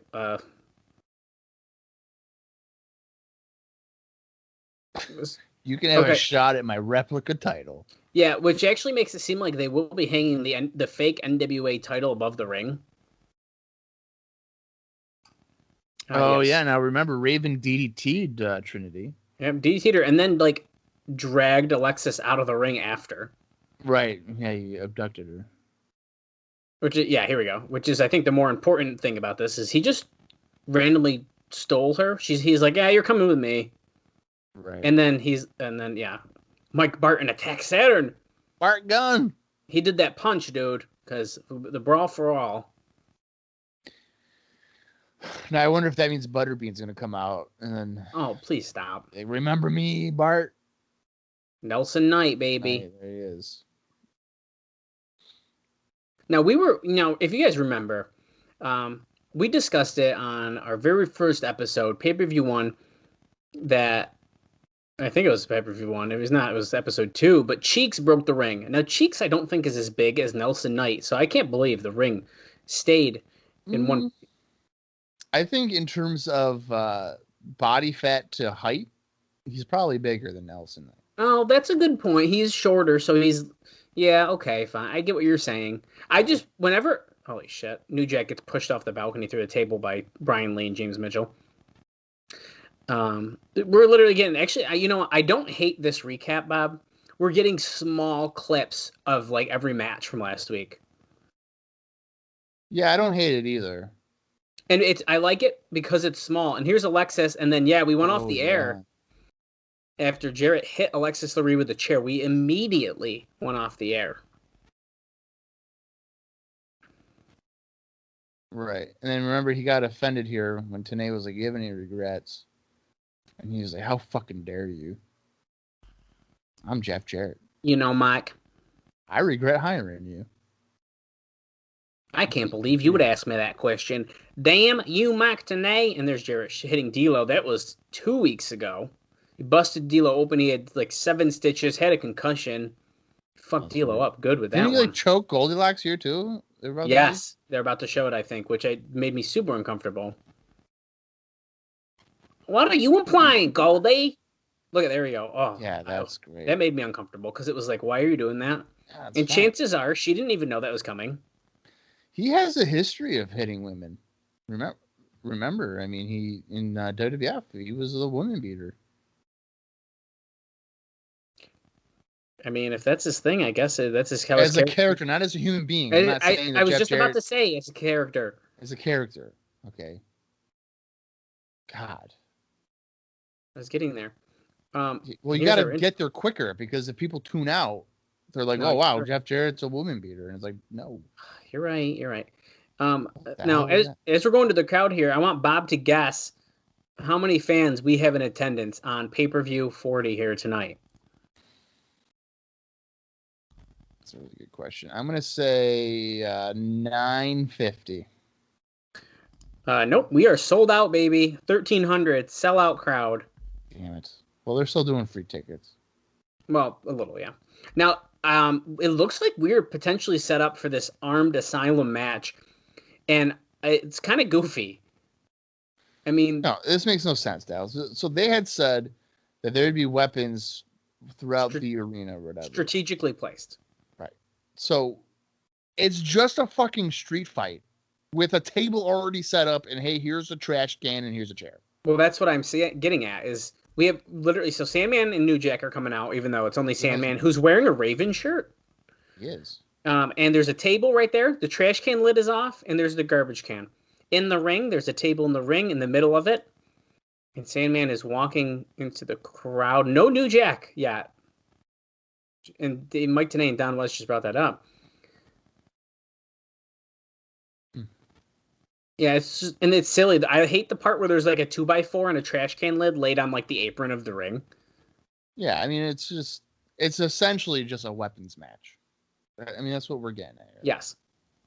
I think that annoys me is that they're just trying to promote these matches with just different names for what they are normally known as. Sandman, I can't wait for the first ever chain linked trap match. which would just be a steel cage match. Jesus. Well, I did hear who said it to us on Twitter. Someone teased us that we're getting closer to the first cage match, and I'm pretty excited. It was Alan. Yes. Wojnik. Yes, which I am. He kind of got me hyped up, man. Here come the disciples of the New Church. By the way, New Jack is still not out here. Yeah, I don't know where he is at. I just hope that when they start doing cage matches, it's not turned into like the new ladder match where it's like every other week. Well, do you need a reminder that eventually we start having a pay-per-view that's all cage matches? Well, yeah, I know that. And I know your feelings on that, and I think you know my feelings on that. And they are very different. You love it. I love Lockdown. Yeah. Hey, New Jack. Wait, where was he? He just snuck into the ring. Now, mind you, I believe we're missing someone, are we not? I thought the Harris brothers were in this. Hey, there they are. Oh, well, there they are. I was hoping we didn't accidentally forget that they weren't announced or something, but here they are. They were definitely involved in it. I thought they were too. They're getting beating up Sandman ringside. New Jack's in the ring with the New Church. Ha! New Church, New Jack. Oh, he's got a cheese grater. Oh, and he takes it. What was that? A 2x4? Yeah, to the back. Ho! Which, oh my God! Now that you just mentioned Hacksaw dude in the 2x4, we sent out a tweet. Hacksaw versus Mike Sanders on pay-per-view 36, I think it was, and he comments, "Who? Holy shit! I almost died. I was laughing my ass off." That's what I mean. It's entirely possible that he doesn't remember people that he wrestles. So. Oh, I believe it. But just the idea that he was like, "Who the heck is Mike Sanders?" Which is funny because he worked with him in WCW. Oh yeah, you're right. So, dude, that was funny as shit to me. I was dying. That's a good point. I mean, I don't know if he would have. I don't know if he ever actually wrestled him, but yeah, I mean, they were in the same locker room, probably. Oh, he's got a staple gun now, New Jack. There's a table now being tossed into the corner. There is nothing to call. I mean, this is out of control. Hopefully, there's not an actual staple in there like C.W. Anderson had his ball sack stapled. Okay, Slash is busted, wicked bad. Ron Harris just threw Sandman into a table in the corner, but it didn't break. And now he's got a rope and he's choking Sandman with it. The noose. They probably borrowed it from Eric Watts, who tried to kill Jeff Jarrett, if you remember. No, he was just doing mind games. He's like, "You think I'm going to get a felony on my record?" No, oh my God, dude. People are throwing chairs in for the wrestlers, and they both slapped it down. Now New Jack did take it. But, like, one of the Harris brothers slapped it down from the fan, like, "Nah, don't give us that shit." Oh my God, look how New Jack has the chair. Oh, no, you got to fold it. Oh my God. He just jumped into the corner of the barricade, but like whoever he was trying to hit, I forgot who it was, he was Slash maybe, moved. So he just went through the middle of like the corner barricade that's usually open, but damn it. Slash and I believe Ron Harris are heading toward the sex locker room zone. Why wouldn't he have folded the chair? He couldn't, it didn't look like. Oh. And look at this dude, strategically placed tables that were stacked on top of each other that Ron Harris took down. This is just regular pin, right? There's no... You have to go through a table for it? Okay, so They can't break a table tonight. Okay, that's 3 tables in a row now that have not broken because Don Harris just tried to toss Sandman through a table that he bounced off of, the leg snapped, and now Slash just threw Ron Harris on one, and it also did not break. Yeah, Sandman was backdropped onto the table and then just rolled off of it. And the leg snapped underneath. And this one, Slash is looking at it like, "Are you shitting me?" It's also, I want to point out, they're not doing a split screen. They are doing the camera cuts that Dallas was dreading. Dude, yeah, I'm not. It's not as like quick as I expected, but it's a lot. Dude, if Kevin Dunn was directing this, we would all be having a seizure right now. We'd be in a lot of trouble, my dude. Yeah, are those nunchucks? I don't know. I want some light tubes. That's what I want. Well, yeah, that'd be cool. Oh, they're saying it was a sickle. New Jack's busted open from the sickle. The original gangsta. Okay, there's another table that didn't break. Yeah, this is a great match. Ron Harris was laying on it, and it just fell. It's just weapon shots. Over and over and over again. Oh, here we go. Slash. That's really close to the wall. Yeah, it is. Oh, that Hey. one broke. Finally. Swanton bomb off of the Raven's nest there onto one of the Harris brothers through the table. I think everyone's bleeding. Yeah, I'm pretty sure, dude. Brian Lee might not be, but if he isn't, he's the only one. He's the only wait. smart one. It's gross, man. Do you think you could blade yourself? You know, I don't know.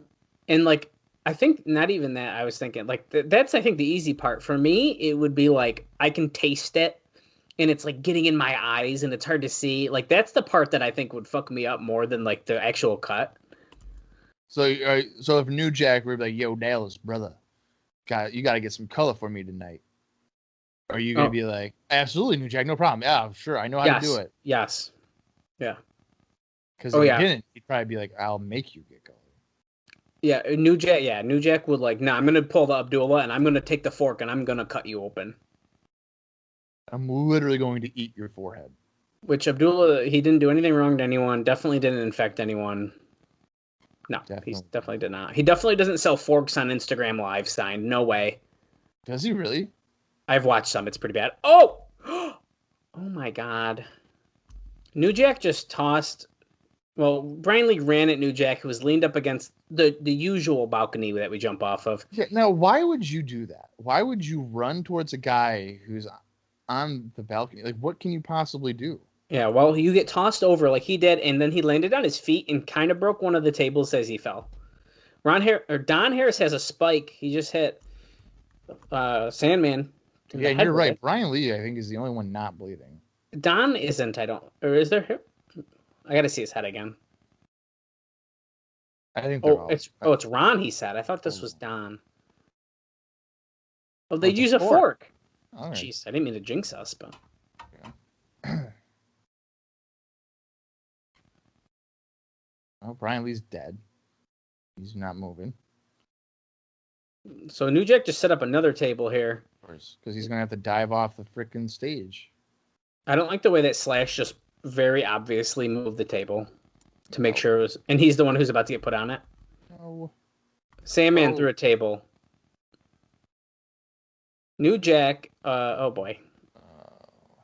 Oh boy. See, this is why they hired him. They're like, we got to find more people to jump off the balcony. Oh, he's not going to the normal spot. New Jack's going all the way up, dude. Yeah, he's going to the other level there, which isn't that far up higher than. It's wrestling. He's all the way up. He's about 2 feet higher than he was before. Oh. That probably hurt a little bit. Pin him. Dude, he hit fucking hard as he put Slash through that table right there. Yeah, that's got to kill your hip when you land directly on concrete. Sandman has a kendo stick taking out the Harris brothers here. They're ringside, by the way. Sandman and Harris brothers are... Now he's going into the ring. Yeah, we're 15 minutes into the show. I like this. To be honest with you, I like this start better than most weeks, probably. I agree with that. And you know, you got to think about the live crowd as well. If I went to a wrestling show and this is how you're starting the show, I'm fucking hyped. Yeah. Now, we knew not a lot was going to happen in here, so my expectations weren't super high. So to me, this is just a fun brawl, and that's fine. No, the H-bomb on Sandman kick out. Ah, shit. I take back everything I say. Well, that opening sucked. Probably the worst thing I've seen on the podcast. Well, the Harris brothers won, if you can't tell by a reaction. We're the best tag team, even though our matches have to be edited because we wear Nazi shirts, and we also don't get taken off of TV because of the Nazi shirts. Yeah. Yeah. Winners. Sandman. What's this? Wow, I'm not drunk enough for this. Goldilocks is in the sex dressing room. I swear to God, Goldilocks, stop. You're turning to their team. Bart Gunn. Let's hear what he has to say. Hey, look, everybody knows I can wrestle. Oh, he knocked out Dr. Death, Godfather, Bradshaw. Oh, D-Lo.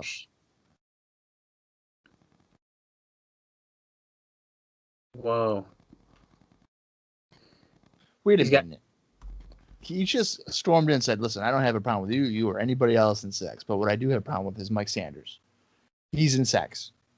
Yes. What the fuck is he talking about? Glenn says he's going to deliver Mike Sanders to him.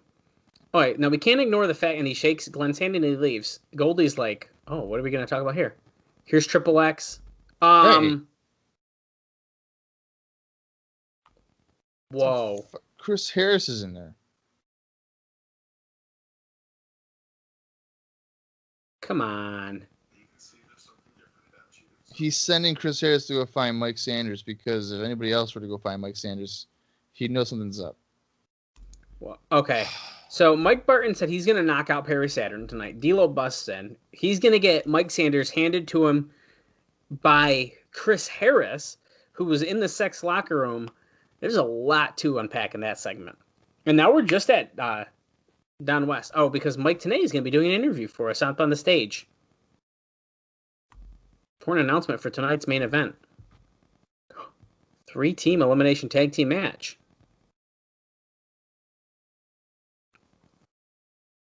What?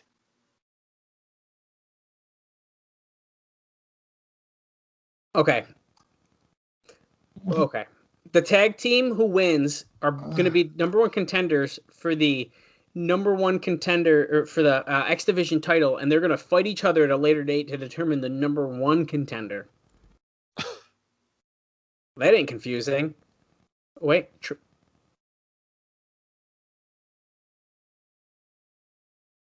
Oh, okay. So Triple X is in the match, they just said. And if they don't win, they have to give the winning team a tag team title shot.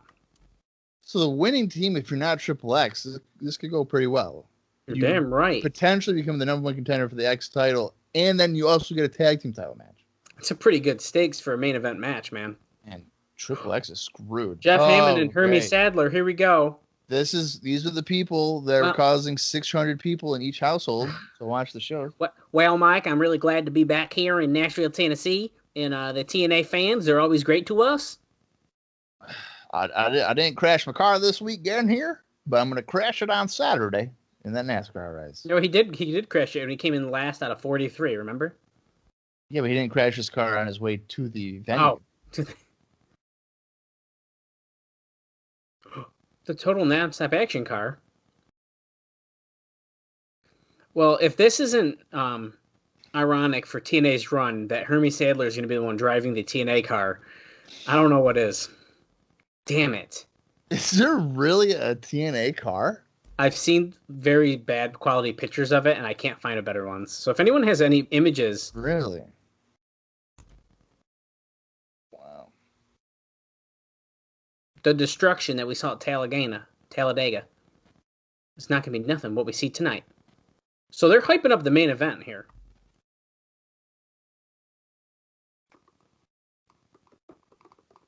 Oh, I'm really glad that Jeff... Who is this? The Jeff Hammond? Jeff Hammond. Yeah. Oh, and he's going to be sitting with Don West and Mike Tenay at the broadcast. Oh, great. Busch Series next week. I'm going to be driving the Chevrolet here in the race, and hopefully we're going to do good this week. I love all the TNA fans.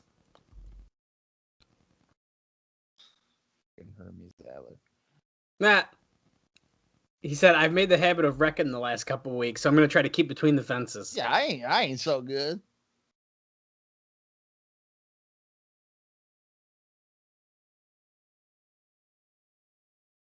We're the race fans. Woo! Yeah. What if...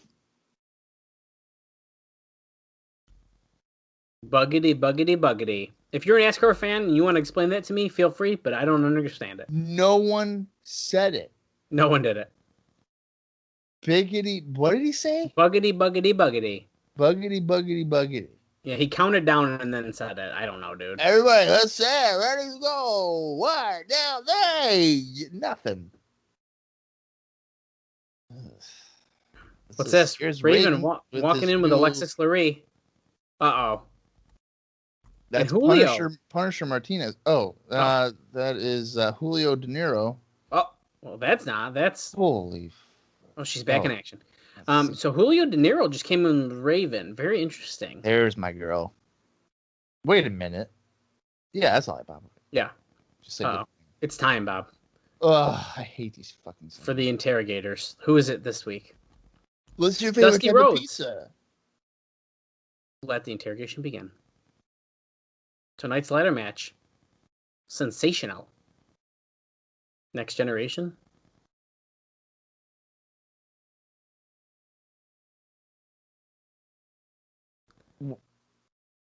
What? I'm not repeating that one. Ted Turner. Daddy.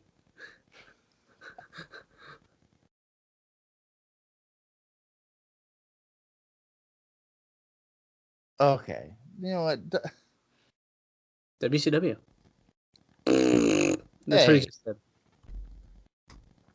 Sports Entertainment Extreme. Sex, if you will.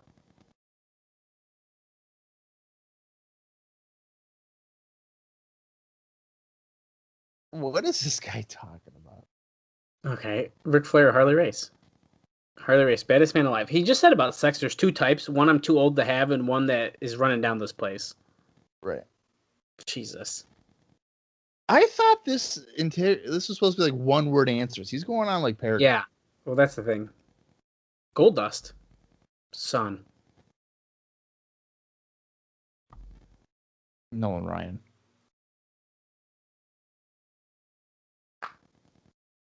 That's right. He Jeff said Nolan Jarrett. Ryan.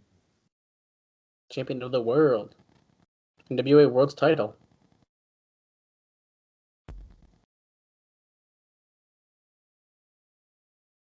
No. Only kidding, not really. He wants that gold one more time. Now, they asked about Goldust, and he said son. I wonder if they were hoping that he'd be like, not my kid. I disowned him. They were definitely hoping for a different reaction. Uh-oh, dude. It's time. Oh, shit. For the ladder match. I think I have dementia, because I just saw the ladder, and I was like, why is that there? Oh, my God. I thought maybe it was a leftover from the previous match, but no, it's for Brian Lawler and Dusty Rhodes. Well, here we go, man. And there is a belt hanging above the ring, so you're climbing. Someone's gonna have to climb up there and get it. For the replica NWA World Title. That is what we're fighting for right now. I like that sign that said ladders fear Dusty. Yeah. It's fucked up. There is a weight limit on those things. Is it bad that I've started to look at weight limits for stuff that I gotta step on? Jesus. What? Here comes Dusty Rhodes. It's true. American Dream, baby. This guy has knee pads outside of his jeans, so that's good. He's got the hat off. He's ready for action, man. Tape fists. Dude's ready. He should tape some glass onto his knuckles for a Taipei death match. There we go. He's just like taking the crowd in right now, but I legit thought that my video froze because he just stopped moving. Yeah, no, he was just enjoying the positive crowd reaction. Bring back Sabu sign. Oh boy, yeah, that's what we need. There's the belt. Now, I love that it's facing the wrong way. Now, if Shawn Michaels was in this match, he would say, pull that shit down, and he would immediately turn it around. Oh, yeah, they did that at SummerSlam, didn't they? They did. And Dusty and Lawler are right at it here. Lawler got him as soon as he got in the ring, slapping Lawler in corner, elbow. He's done, dude. Another one. Another punch. Oh, look at that. Dusty Rhodes just won the Royal Rumble match. He last eliminated Brian Lawler. Lawler having a hard time getting his jacket off there or whatever, his shirt. But he managed. Oh, breaks table. Chipotle for life. You wish, man. Jump off the top rope, leg drop through the table. Do it. Why is that a dancer ringside? One of the TNA dancers? Near the announcer? Okay, Lawler has the ladder. He's bringing it over to the announce table area. Oh my god, he just hit Dusty in that fucking head. Definitely hit him in the side of the head. Oh yeah, dude, he's hurting. He's making sure he's not bleeding because he fucking hit him so hard with it. Yeah, he definitely drilled him in the head with that. Damn it, baby. Damn it, baby. This is a work, baby. I'm surprised he's not bleeding from that, to be honest with you. Oh, hitting him against the ladder, leaned up against the guardrail as JB yells, "Back up! Back up!" I thought Dusty was going to do a blade job. He might be doing it now. He might be doing it right now.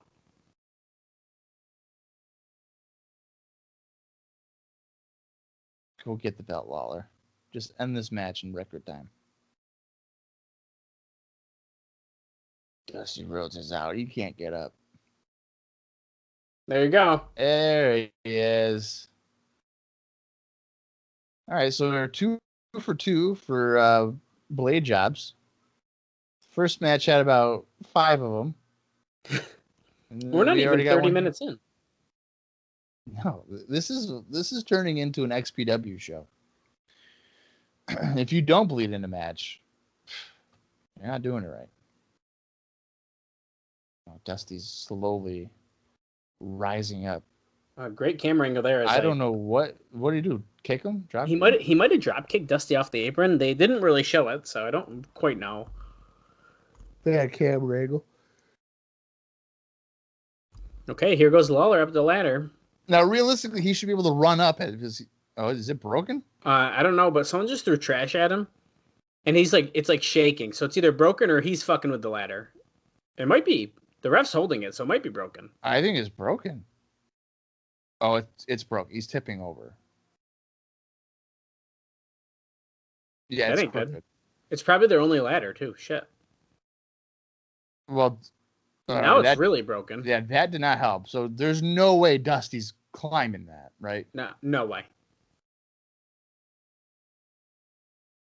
Where's Chris Vaughn? Get him. Right? Climb up the pole, bitch. Go up there, buddy. Here's a replay for you. We need a replay. You're following our shots game at home. The first replay of the night, I think. Yeah, it is, actually. Jab. Jab. Pulling a road dog. Elbow. He's done. Lawler's done, dude. Do you hear the crowd like mocking Brian Lawler's laugh? Yeah, I just did. That's hilarious. What's under the ring here? Dusty's going under the ring. Thumbtacks. It's a step ladder? Okay. Yeah, you're not going to be able to get the title with that. The ref's like, no, please don't do that. Please don't use the step ladder. Don't use the step ladder. Oh, okay. I think Lawler needs a receipt. Oh, there it is. Oh, yeah. Right to the forehead. I like how little it is. What is he? Is he going to crotch him on it or something? Yeah, he's got to do something like that, right? Oh. Just hit him in the head with it.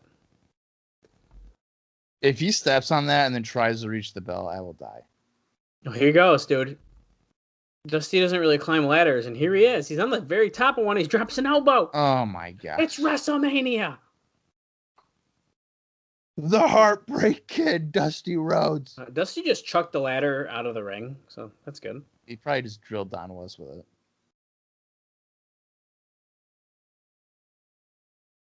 I want him to climb that.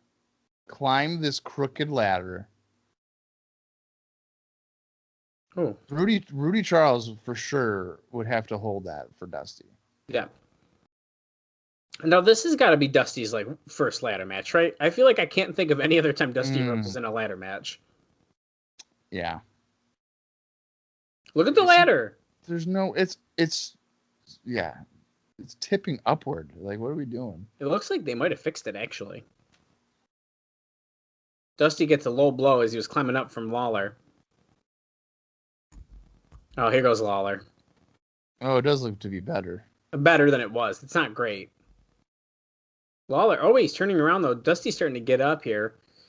Lawler's like, well, I want to get it, but it's Just very clear grab. he's... If this was a video game, just hit the square button, then you'll be dangling on it. And if no one touches you for 10 seconds, you just fall with it.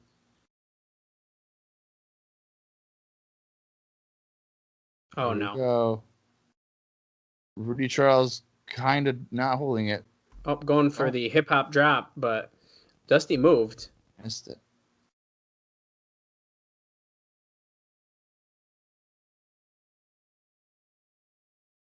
Yeah, baby.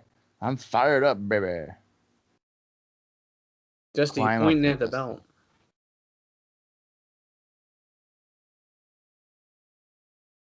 We're already a half hour into the show. This is kind of, well, 32:20 right now. That's the positive about stipulation matches, that they tend to... Yeah, like they that. do. I knew it. There's David Flair Oh, David Flair. getting Dusty off the ladder. Who was going slower than on a ladder than I've ever seen anyone go. Oh, David Flair's climbing up. Yeah, well, I knew that someone else was I know. Okay, David Flair Can is... David get it? It's his replica title. Who's that? That. It's That's Nikita Nikita Koloff! Look I how like he's the wearing hat. the hat. Yeah, what the hell's that? No. Oh, way. no, Nikita, don't. No. Nikita, don't hurt yourself. You have a Lloyd's of London. Oh, he does. That's bad then. Look at him pull it. No, you got to undo the Just thing. Unhook it, Nikita. Oh, no. Oh, God. Nikita. Well, he just broke it, so that's fine. Well, he's just kicking the shit out of Lawler now. Does he just have to what is he going to do? Just hand it? He's going to hit Dusty with it. Oh, he took off the hat. Now I really know who it is. See? I knew Dusty's even... Oh, it's you, Nikita. it. Oh, okay.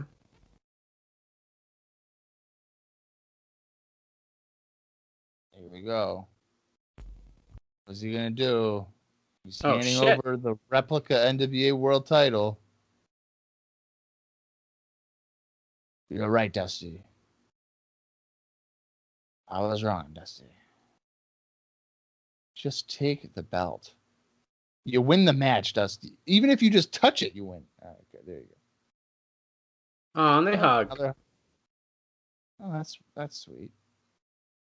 The superpowers! That's nice. So basically, we got a ladder match where no one actually climbed the ladder, and then Dusty won it because Nikita just gave it to him. Yeah. Yeah, sounds about right. Oh, shit. So I knew something was going to happen. Fuck. Well, you, yeah, Eric. it's Eric Watts' turn now. Here he is. He's wearing the same shirt he wore last week in that interview with Mike Tenay. Or actually, sorry, it was a couple weeks ago, 3 weeks ago. Keep on stealing the goddamn belt. It's okay, baby. I'll have another ladder match with him next week, baby. Oh, we're outside. With Goldilocks talking to Chris Harris. What are you doing? I saw you in the sex locker room. So what?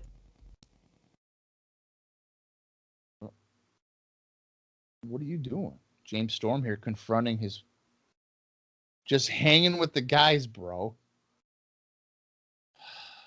Come on, Chris. How do you know I wasn't asking for a title shot? Why didn't you take me with you when you were asking for the title shot, Storm says. Harris goes, they're not bad guys, just trying to make a living. What the fuck? They're not bad guys. Trust you my ass.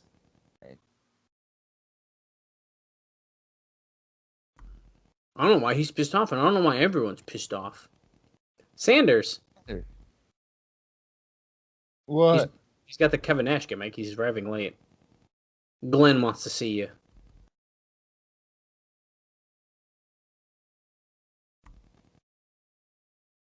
Yeah, the serious Glenn Gilbert.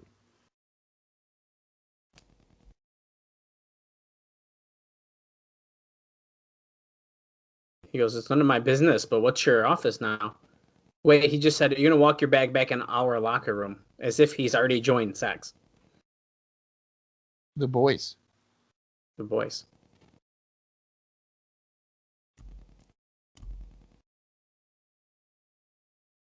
It's true. Sanders has had heat since he entered the business. Paul Heyman hates the guy. I mean, do you blame him? I don't know what's wrong. He asked Harris what his honest opinion is of him. He goes, I think you're an asshole. My point exactly. They're just... I like how they just cuss because they can. Oh, yeah. Shit, asshole.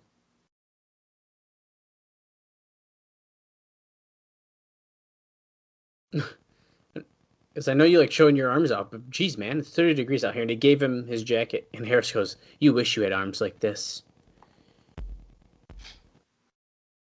Chris Harris. 30 degrees in April in Tennessee. Maybe they had a bad day. Glenn Gilberti. Here he comes. There you go. Some more sex. He's got a different song, too. Yeah, it doesn't have the normal sex theme song. Yeah, we haven't heard that one in a while, but this specific song called Gilberti, I don't recall hearing just yet. Maybe I'm wrong. It's entirely possible that we've heard it before. We just don't know it. Don't remember it. It looks like he's facing off against AJ Styles. Okay, that's just... Okay. Not even, like, mentioning it.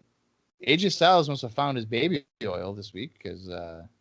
Holy shit, yeah, I mean... dumped it on himself. Dude's fucking oiled up. He's gonna slip through the fingers of Gilberti like someone trying to eat a wet piece of chicken.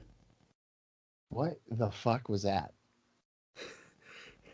It's the first thing that came to my head. What was that? I was just thinking of wet chicken. I don't know. Yeah, what? Oh my god. It's a thing, man. I bet. This is weird that AJ Styles, he has a match and it's like not even mentioned. Gilberti wearing his Wolfpack gear this week. I think that's legitimately his Wolfpack pants. Probably is. It's kind of weird. Drop salt by AJ Styles. Misses a spin kick. Standing Hurricanrana. He's gonna pummel. Boom, boom, boom, boom. The ref's like, you got to get off him, dude. Come on. Mike Posey's like, nah, dude, nah. You're not doing that today. Oh, that is Mike Posey. Shoulder block. We're going through our training routines here. Tilt-toe, whirl, head scissors. No. Styles lands it. German suplex. German. Bridging German. Beautiful. Yeah. Dallas, now you'll be happy to know that I am up to April 2004 in my written reviews. Oh, wow. He's a full year ahead. Hopefully by September, because I'm trying to do at least one a week. So hopefully by September, I'll be all done. Nice. Styles jumping back in the ring, gets drop kicked by Gilberti. Yeah, I went for a slingshot. I got dropped right in the gut.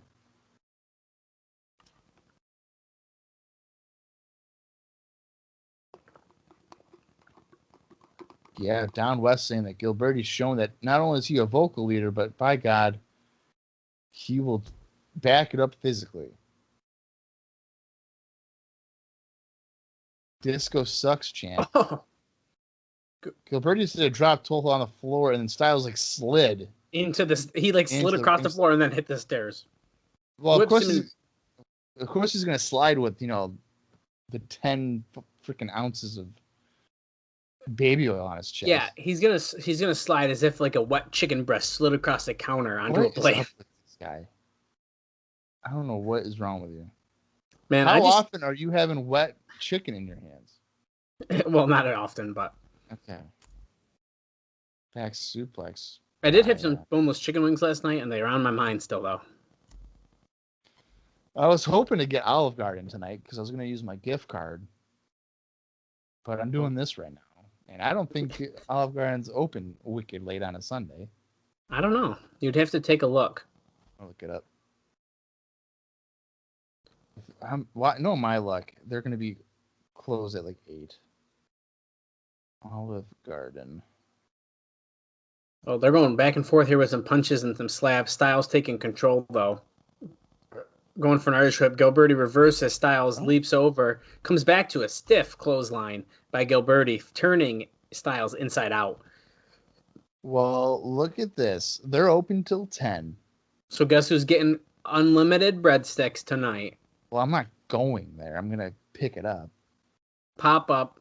Oh, a time of drop and a side Russian leg sweep. Ooh, where Styles' arm was, dude, did not look very good from when he just took that Russian leg sweep.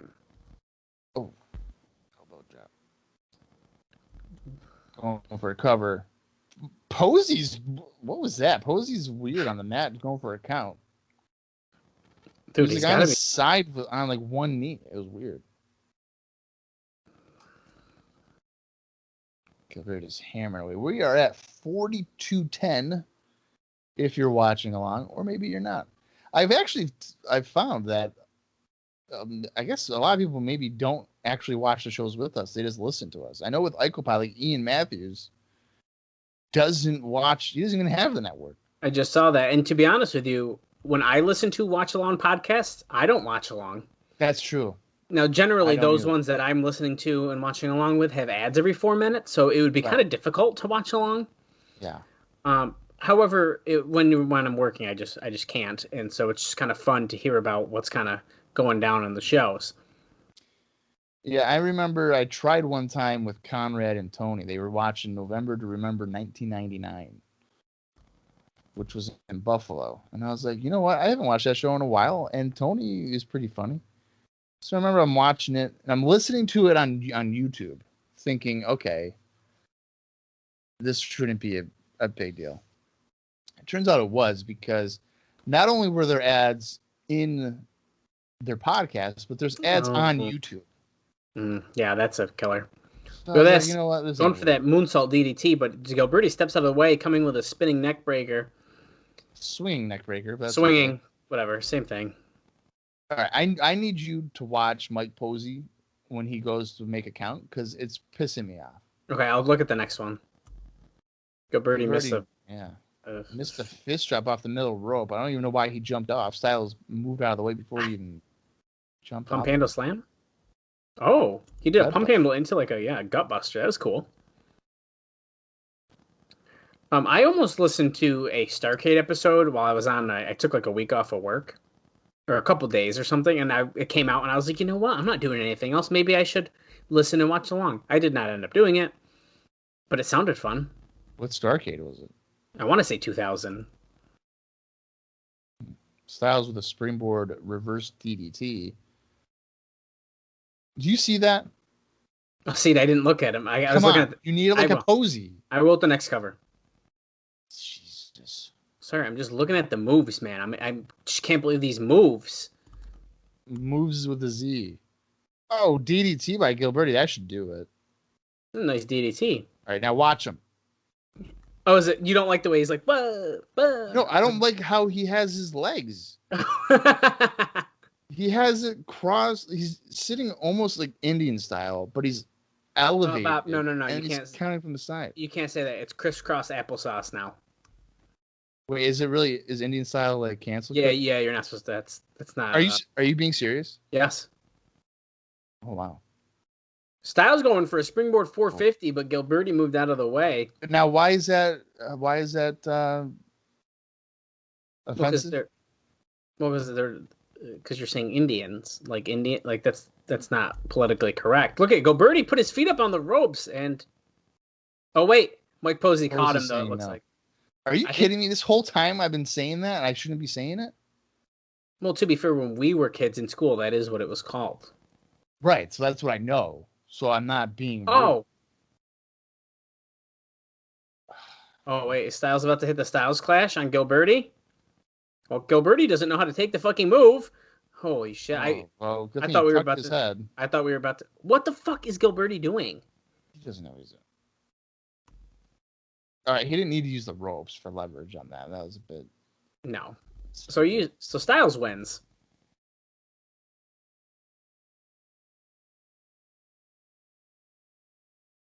What do you mean? Gilberti's trying to be like he had his feet on the ropes. No, Glenn, you were knocked unconscious. Wow. All right. Well, Dallas, you're gonna have to edit out my cancel culture comment about how I sit. No, that's okay, because this was like a good learning moment, you know? It's just like when you're like, hey, Dallas, that's not this move, it's this move. I'm like, oh, okay, I'm going to remember that next time. And then I still say the wrong thing. Crisscross applesauce. There's probably other ways they say it too, but like just say... Not Indian style. No. I also just think crisscross applesauce sounds fun. I'm looking this up. Okay. Sitting down Indian style, is that I don't canceled? I also don't like sitting like that. It doesn't feel that good. Mike Posey's leaving. Because Glenn's yelling at him. But he can't call it if he doesn't see it. He didn't see the ropes. Oh, he's going to beat him up. Glenn's attacking an official. That's a $10,000 fine. You're not supposed to attack officials. That's illegal. Okay. Oh. So, hey, Dallas, guess what, bud? I'm not wrong. Well, Bob, it is what it is. It's just not called that anymore. No, you don't even know what you're talking about, because it says here in North America, Indian style more commonly refers to a sexual position, a variation of the exposition pictured in The Joy of Sex. So, screw you. What? That's the kind I was talking about. Oh, yeah. I guess, yeah, I didn't think about it like that. As Glenn is still beating up Mike Posey, he just threw him into the audience onto he hit a chair, I think. This would explain why Mike Posey's wearing wrist tape. Has he got a blade? I swear to God, if Mike Posey's bleeding, we make it 3 for 3. I don't know what I'm gonna do. He is hiding his face pretty well. I love how hard that is to like fold these chairs. Look, he's hitting Mike Posey in the back with a chair. So next week it's going to be a chairs match. Glenn Gilberti against Mike Posey. That's my prediction. Jesus. Why not? I've never seen someone attack an official so much that they're this pissed at them not seeing Styles' feet on the rope. That he just had to beat the shit out of him. Well, my favorite like referee attacking thing was Chris Jericho in WCW. He wouldn't attack referees. He would just rip off their tuxedos. Is he bleeding? Son of a bitch, he is. No way. Is he? That is blood. He's bleeding. What is going on? TNA just said that. So, yeah, we're 3 for 3. Wow. Look at him carry him out. I don't even know how to carry the guy out. WWE fears NWA-TNA. Yeah, notice how the camera is making sure to get that in there as TNA's talking. WWE fears NWA-TNA. Yeah, look at they're turning it so they can literally get that on camera. Yeah. Goldilocks standing by. She's getting a lot of action tonight. She's in the sex locker room with Glenn. Hey, Glenn. Oh, hi, Mike. I'm liking Sanders' bangs here. Yeah, I'm looking for you, Sanders. Who the hell does D'Lo Brown think he is? Coming in this locker room and telling me what to do. Oh. D'Lo Brown is not one of us. He wasn't handpicked by Russo. Yeah, well, he made it seem like as if he was cool with D'Lo. Now he's telling Mike Sanders, like, how dare he? Yeah. This is weird. You're one of us. You were handpicked. I want you to go out tonight and beat D'Lo Brown. So he's playing it up like he's playing both sides here. Yeah, 100%. He says, you need to beat up D'Lo Brown tonight.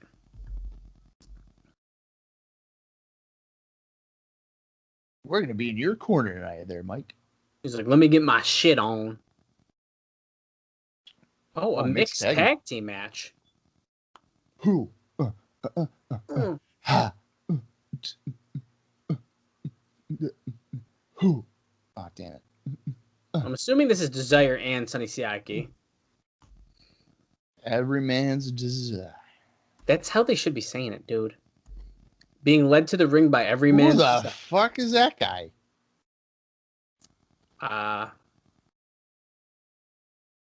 Brian Sweeney. Oh, he won the charity auction. Charity auction. Yeah, look at me. I'm a heel now. Oh, don't shake Borash's hand. You're a heel. After hearing about these like auction stuff for Song, it is cool to finally like see bits and pieces of them start coming together like this. Dude, I'm gonna tell you right now, I never thought that they would actually be on pay-per-views. That just means that there's probably footage of somebody playing golf with Kurt Hennig or going out to eat with BG James. Well, some of them definitely didn't happen because like BG James is not at the company and Kurt Hennig died, and unless that stuff happened before They all could that have happened, played golf before he died. I don't think they did. Well, you're just negative. I think they died. Athena and who? David Young. Young. David Young looking like he's in good shape still. Yeah, I mean he's David Young. Now by 2004, where I'm at in my written reviews, he's looking like thick David Young. Oh. Does Athena still work? Oh no, she stopped in 2004. Wow. Yeah, because I haven't seen her in the shows I've been watching. And she didn't really wrestle a lot of places. Now, I will tell you this, Dallas. Wait, Sonny Siaki's got a mic. Hold up. Of course, everybody knows Ace in a Hole, Sonny Siaki. I hope he attacks the charity guy. That'd be awesome. Oh, he's not even in the ring anymore. David, listen. Okay.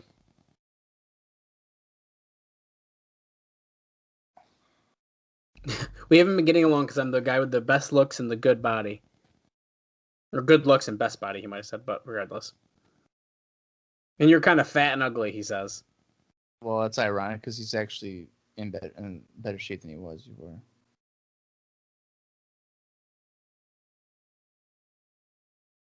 The beef didn't start between us. Yeah.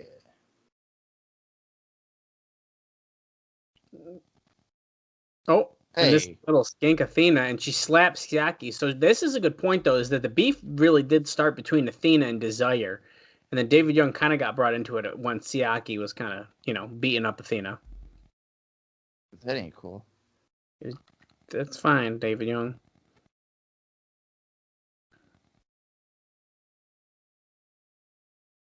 Oh! Okay, so he goes, this match isn't between us. This is for Desire and Fatty. As if Athena's, like, in any way out of shape. Yeah, so we're going to get just Desire against Athena then? Yes, even though technically it is a mixed tag match. But yes, it seems as if they're going to try to play this as if it is only... No, I think I know what's going to happen here. I think Sonny Siaki is going to hit Siacalypse on Athena. Yeah. And Desire going to win. Look at him holding back Desire. Every man's desire. Well, David Young... Is this Athena's first singles match for TNA? Depends if you're counting it as a singles match. Well, maybe it's not because... Oh, no. What's David Young doing? What the fuck is that? Okay. David Young just gave Athena a spinebuster. Oh, no. He joined sex. Son of a bitch. What the fuck? Well, I'll tell you what, man. I certainly did not expect that. No, I did not see that coming. Whoa. I didn't see that coming because Siaki was just calling him a fat piece of shit. Well, you gotta... Damn. Wow. I feel bad for Athena. Goldilocks is backstage with Perry Saturn. Jesus. If I were to see Perry Saturn in an alley, I'd be fucking terrified. Dude. 500 what? 500 fights when I was a kid. When I was told as a kid you had to be in 500 fights before you can consider yourself a legitimate tough guy. Well, I've been in 0. You've never been in a fight? No. Unless trying to get out of your torture rat counts. That wasn't a fight, though. It felt like it. Wait a second. Hey, Jeff Jarrett. Oh, shit. Jarrett said he's going to be out here at the end of the night, so we're not even going to end with a good X Division tag match like we had. Mike I like Tenay, how. wants a scoop. Oh shit. Hey, what's that? Oh, Mike Barton. Mike I like Barton. how Saturn was just like, whoa, whoa, whoa, jab, whoa. And now Mike Barton's come out, guns blazing, and he's beating up Perry Saturn. That's good. Go get him. Oh, Mike Barton's got like a Japanese themed pants on. Look at that. I bet you the fans right now are probably like, who is this guy? And why are we supposed to care? Go get him, Mike Barton. Oh, ooh. I was just trying to do a little bit of extra research on the end of Mike Barton's career, kind of what he was doing here. And did you know he was in the 15th anniversary Battle Royal on Raw in 2007? Because I didn't. Yeah, the only reason why I do know that was because as I was watching the Superstars episodes from '95, I was like, what did he end up doing? Look at that. So I looked at Cage Match recently, and I did see that. Now, I did not know that he was in that match either. Well, he did wrestle a lot in New Japan in 2004 and even in 2003. New Japan or All Japan? New Japan. I'm trying to look around here, but I'm also trying to watch the match we're watching here. But yeah, there is New Japan quite a bit. I thought he was at All Japan too. He was. He did wrestle as well in All Japan. That was in 2002. Oh, okay. Perry Saturn just tossing Barton with some German suplexes here. Do you think we're going to get blood in this match too? Because we've gotten blood in every single segment almost on this show. Well, I feel like we kind of have to then, right? Yeah, Perry Saturn will probably just cut himself just for fun. Oh, dude! Oh my fucking god! 4 for 4, baby. Are you kidding me? How did he get? What even happened? Oh, what in the steps or something? Yeah, I don't know if his was on. I don't think his was a blade. That was the hard way. I feel like just where the cut is on his eye makes me feel like it's a hard way. Too. He's going for the cross arm breaker here on Barton, but Barton's shoulders are down. He kind of got his arm off the ground. Crowd's chanting TNA. What? I don't know why are they going nuts? Hard hitting match, I guess. That's weird. Harry's eyes bleeding. I mean, that's kind of tough. Saturn throwing Barton in the corner. Barton gets his foot up. I cannot believe that every match has had someone bleeding, whether it be on purpose or accidental.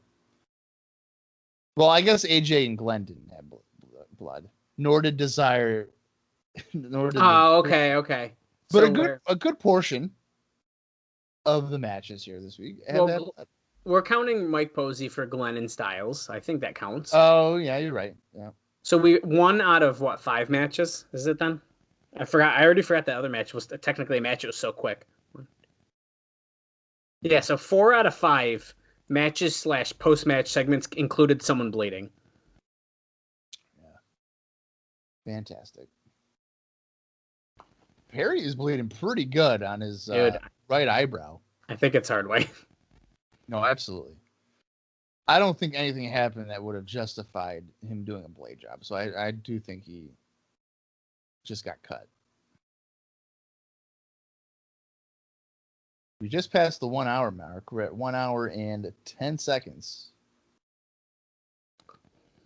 So how we feel that first hour wasn't bad. I don't think it was bad, man. I think we were talking some shit with a lot of that, like, the brawling and stuff like that, but it wasn't bad. No, it wasn't bad. It's what we expected, I think. Look at this cut, man. Wow. That's the one thing with TNA is they have a lot of bald guys, so when they all bleed, they all look pretty good. It goes all over their head, yeah. Yeah. Oh, Perry Saturn fighting back here. When you look at Mike Barton compared to Perry Saturn, dude's huge. I mean, he's wicked tall. Yeah, and he's in good shape too. He is. I was gonna say that he looks good here. Yeah, and Perry had some nice, like kind of stiff looking right hands there. Well, then you see Mike Barton try to keep. All he does is these knockout punches. It looks like. Yeah. Yeah, Mike Barton just hit a left hand punch there. Saturn though is not knocked out. Come on, Barton, you knocked out all these guys. Knock out Perry Saturn. What are you waiting for? Oh, he's hooking Saturn up for something here. What is he doing? Looks like a stalling suplex here. He yelled out something. Oh, I didn't hear what he yelled. Oh, God. Oh, let's just look at the blood Look dripping at down it. Barton's body now. And dripping off of even Saturn's head. Yeah. It's like a... Oh, my brain God. buster. Holy crap. I mean, I really like Perry Saturn's look. Like, if I'm watching this, I'm be like, this guy is nuts. Yeah. Well, also, Saturn's making Mike Barton look pretty damn good right now, I feel like. He's making him look like... I mean, he's beating the shit out of him.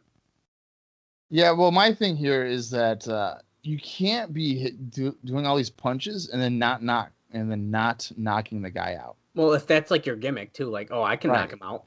Right. That's tough. That makes him look like a little weaker, you know? Yeah. Crowd's behind Perry Saturn here, though, even though he keeps getting punched in the corner.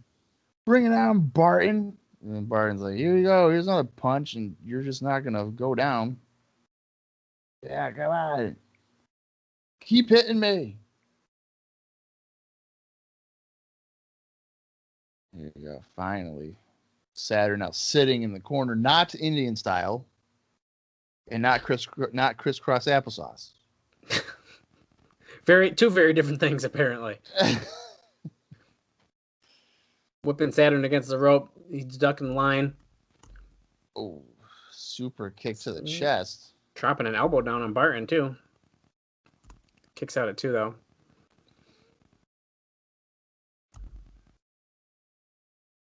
Oh. Nice. Twisting. Kicks out. Slamming. Yeah, he's slammed down. Got to kick out again, though. Barton's fighting back again here. Oh, Barton's got Saturn on his shoulders. I don't know for what, but Saturn got out of it. And looks like Death Valley Driver, maybe? And yes. Is that going to be it? 1, 2. No. No, Barton kicks out.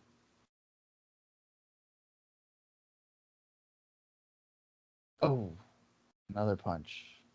Knocks Saturn down on his knees again, but... He's acting like he just broke his hand. Saturn's trying to get the blood out of his eyes, which I totally... If you look at him, I don't know how he can see. Slipping behind Barton again, though. Whoa, look at this. Judo throw. Oh, he's trying to get an arm breaker in. Oh! What? Well, if you look, when he punched him, he was acting as if he broke his hand. So Saturn was like, let me do a judo throw, and then I'll twist your wrist, and then you'll tap out. So that's what he did. Yeah, they are saying that as well. That is something with his fingers and stuff even. So, yeah. Yeah. Okay, so Mike Barton lost to Saturn. Call that storytelling. I missed him, like, checking his hand, though, so... I think that Perry Saturn needs to be the NWA World Champion. I think if we get there... Oh, my God. Goldilocks with New Jack. Oh, watch out. New Jack. That was a punishing match. Look how dead... He's, like, blank face. Listen, shut up! That's probably brain damage. He said he knows what's going on with this Sandman coming here. Yo! Goldilocks standing back. She knows this ain't gonna end well. Whoa, what the fuck was that? Oh my God. Dude, the New Church just threw a fireball at Sandman, and I swear to God, he was on fire for a minute. I don't know what just happened. I was not expecting that. That scared me. Jesus. Why is Brian Lee looking like Chris Angel? Holy shit, he does too. Leather pants, studded belt, and a black tight ass shirt with a line. Chris Angel, mind free, mind free. You like Chris Angel, don't you? I do. I really like Chris Angel. And James Mitchell just yelled, "I love the smell of burning flesh." Yeah, that was nuts.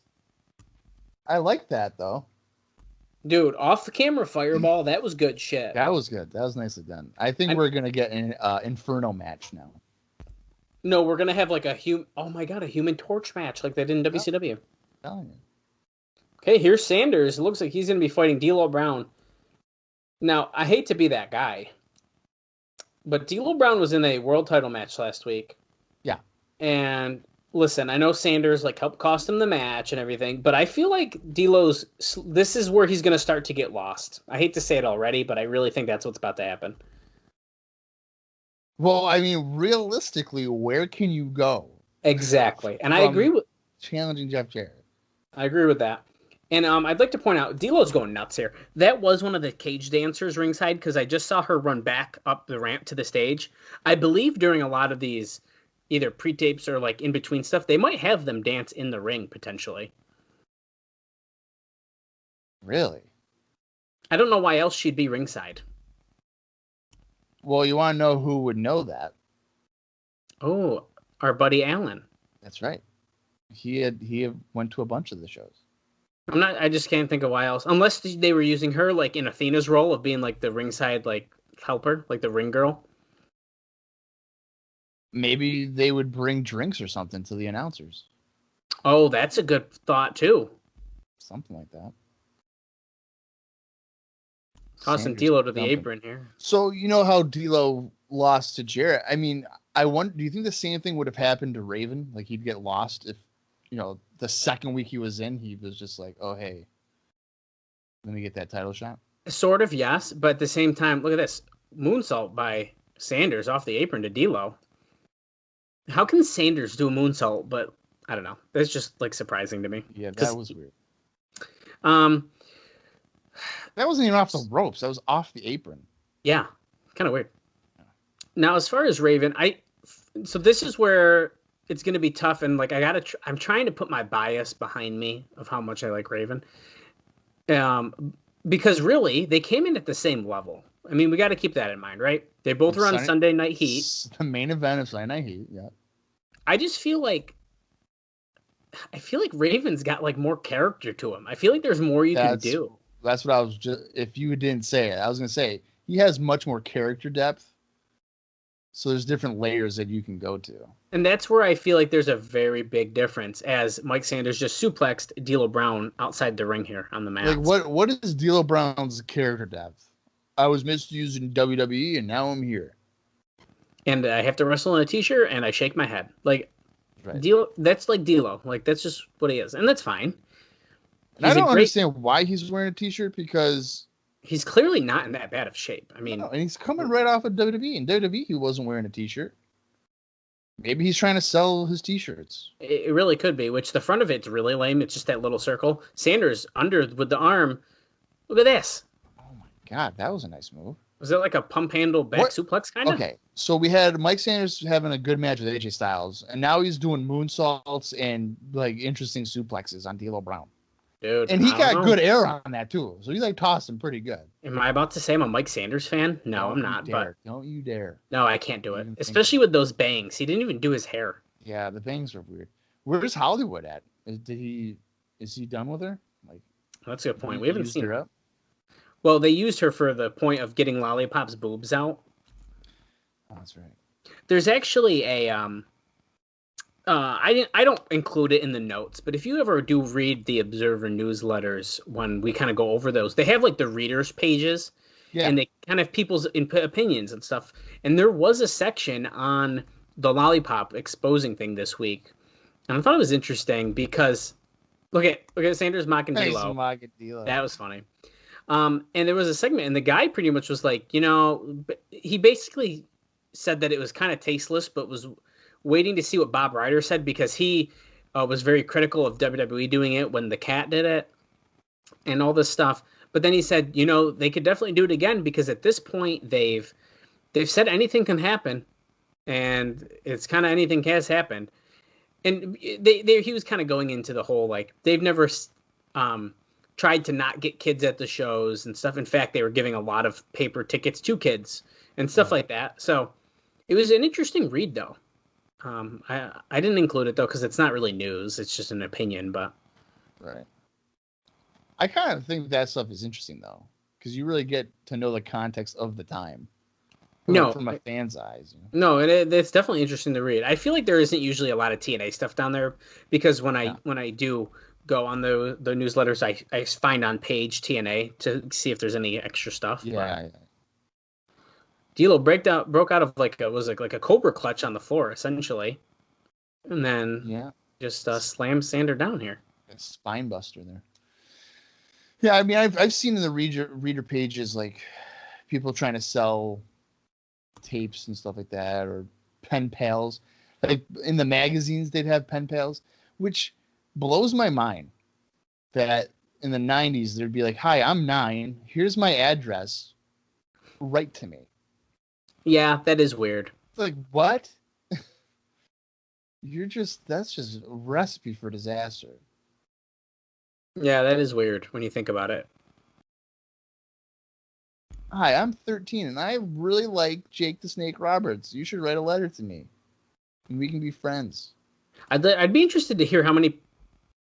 What? Rudy hitting 3 after he kicked out? Still, that was weird. Don't worry about it. Sanders in the corner here, lining D'Lo up. What's he gonna do? Going for a super kick. D'Lo blocked it though, and he's gonna hit. Catatonic. Oh! Sanders kind of slipped out though. Wait. And then he just slammed him down. Are you down with the Brown? Are you down D'Lo's with the Brown? Here's Sonny Siaki coming out ringside, ace in the hole, baby. Shit. D'Lo. Why Desire's distracting the ref. Possible way. Oh, he crotched D'Lo Brown on the top turnbuckle. Well, he had to go that way to sneak around him. You see, he couldn't just go right down the side. Desire, come on. We're not at the hotel. You can't be rubbing up on me. Come on, Rudy. Sanders with a superplex off the top, going for a cover. Boat's over. 1, 2. No, kick out at 2. What the hell, Rudy? Well, listen, Sonny, if your bimbo over here, Desire, wasn't rubbing up on me and telling me how she wants to do the Indian style thing here tonight, then maybe I would have counted to 3. Oh, jeez. There you go. I think is that called the Sky High? I can never remember. That sounds right, but I didn't know what it was called, so I didn't call it. It's a sit-out powerbomb spinebuster thingamajig that he does. I don't know if that's the Sky. Is the Sky High the? Oh, Gilbert's attacking D'Lo. He was fibbing him this whole time. Wow, what betrayal! Or is it the lowdown? What's the lowdown? See, I think the Sky High is the frog splash, and the lowdown is that move. Oh, that makes sense. That's what I think it is. Okay, so Desire and Gilberti and Sonny Siaki are all attacking D'Lo. Who's going to help him? Is this going to be our surprise for the week? What's going to happen? I think Mike Sanders is going to turn. I sort of think so too, man. Oh, nope. He super kicked D'Lo. And we're just playing music. We're just calling it like we see it, man. That's it. Just leaving him laying. Oh. Okay. She wasn't even shaking her butt. She was shaking her legs. It's kind of weird. Yeah, she doesn't know how to twerk. It's okay. Get down. Lollipop's hair is different. I don't know how I feel about it. Not looking at her hair. Wow. I think that's offensive. I think you should be canceled for that. I apologize. I'll look at her hair next time. Hey, we're sitting down with Trinity.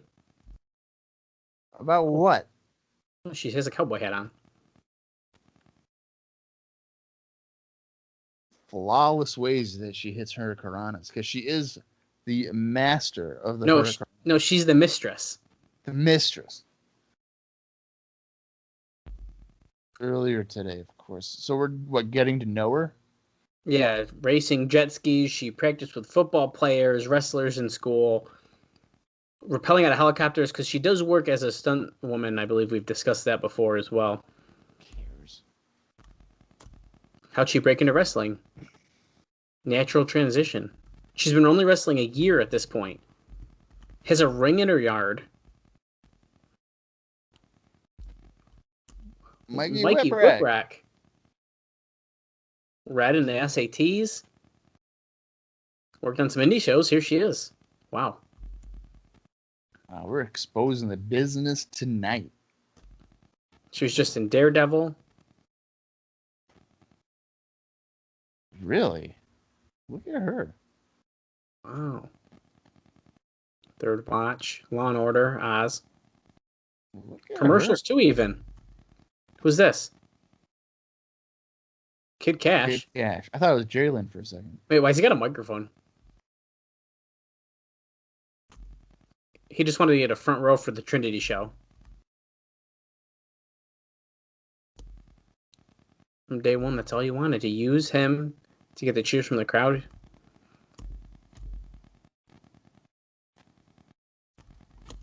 I've been a gentleman up till right now.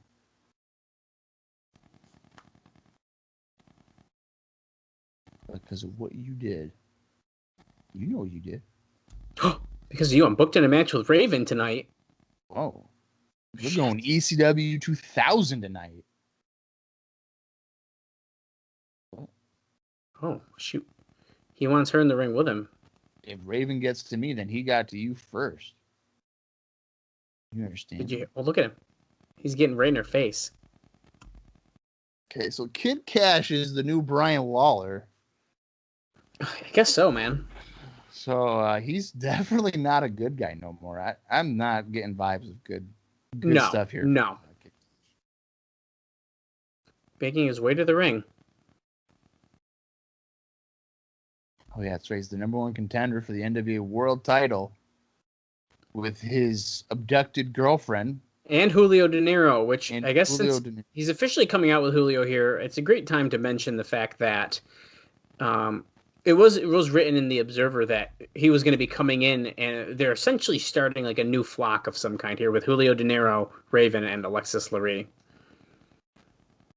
Yeah, and now remember, he beat Julio De Niro the other week. So could this be a trend of, hey, if he beats him, they become like brainwashed or something? I don't know. And Alexis is sitting with Raven in the corner and making his way to the ring with Trinity. Now, if everybody's going to ask, how is he sitting? No. Sitting traditionally, I guess. I don't know how you would say it. I think this is a great time to point out that Kid Kash, after about a year, has finally acknowledged us on Twitter, which is really exciting. Yes. And he was hitting the moneymaker on Johnny Storm. It was during pay-per-view 36, and he wrote "knocked his hair off," LOL, which is hilarious because if you've looked at Johnny Storm's page, he is now bald. So it was a pretty good. That was worth the wait. I've been waiting this long to finally get his attention, and that was a pretty good payoff. Yeah, that's pretty cool. That Kid Kash. Yeah, I'm excited about that. So, Kid Kash is saying, Trinity, stay over here in the corner. So Raven, Kid Kash here. This is kind of cool. Raven has a new skirt this week. It's blue. What was he normally wearing? I think he generally wore the red one. And I think he finally he might have pulled out the black one recently, but I don't think he's worn this blue one, yeah? Yeah.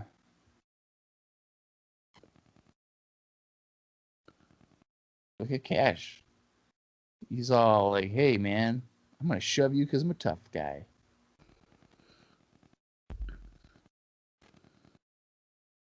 Wrist lock here by Raven. Kash rolling through. Trying to reverse that wrist lock. Nope, Raven's got control, pulling his hair down. Oh, there we go. Clothesline, but Raven doesn't go over the top rope, so he just dumps him over, because that's probably what was supposed to happen. Is Julio wearing all black? He is, but he's got like a sheer shirt on. Yeah. Something. Oh, damn it, Kid Kash. On, kid. Oh, Jesus. So Kid Kash. I don't know if I'd say that was an excellent recovery there, TNA. He freaking slipped off the ropes and dangerously dove over the top rope. And then he held his knee, so that's probably not a good sign. No, because he even tripped up. So he went for a springboard dive to the outside, but then fell off the top, and then just decided to throw himself over the top rope. Oh, Inseguri there. Inseguri, yeah. Raven's laid up against the rope here. It looks like Kash is going to go for his little, like, coast-to-coast, like, senton drop kick. Julio moved him out of the way, though. Well, he wasn't even going to reach him. No, he usually doesn't. I think he hurt his knee because now he was limping last week, wasn't he? Well, yeah, it was a week or two ago where he had an injury on an independent show. So chances are it's probably not 100%. Probably he's limping as fuck right now. Damn it! I think he re-aggravated it. Oh, Raven with a knee lift, nice one. Yeah. Catapult Kash into the corner, drops him down, goes for a cover. Kash kicking out here. Now he's holding his left knee. Now you'll see when he gets up, he's definitely been limping. Yeah, he's fucked, dude. Damn. Bro, we gotta go home. Put the title on Trinity. I don't care. Come on, Kid Kash. Oh, Alexis Lurie grabbing the foot of Kid Kash. Oh, it figures. Oh, he's grabbing her hair, but Julio Janeiro hit him. Broke that up. 1, 2. Oh, I thought he was. I was a little nervous there. Yeah, see, he's wearing like a Jeff Hardy shirt. Yeah, I don't like it. I don't know. I kind of like the look for him. It kind of fits with the Raven vibes. Yeah, I don't like it though. Dallas, Oh. you know, you should wear that shirt. I could probably pull a shirt off like that, I think. Jesus Christ. So Kash just got backdropped and then he landed on his knee. So it's like as if he's got a bullseye on his leg. Just anything that happens, make sure it happens to my knee. Or even sitting on the or standing on the middle rope. He did his knee drop thing to the back of the head that sometimes he doesn't hit very well. I don't know if I like that move very much. I don't know if I like it either. Alexis Lurie distracting the ref is someone I'm guessing Julio, yeah, put a chair in the ring. I'm assuming we're getting that drop to hold, but no, it gets reversed. Raven never hits that chair. Ever. Why does he keep doing it?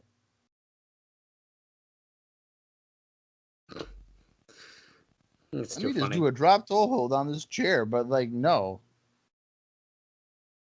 It's like the Ric Flair, you know, trying to do a double axe handle off the top rope. Like, dude, you know you're getting slammed off. Like, Yeah, what are you doing? Yep. Okay, Raven and Kid Kash are down. Kid Kash is probably down because he's actually hurt. Raven just hit that chair with his face, so. Right. Kash is like, hey, my knee is throbbing in pain.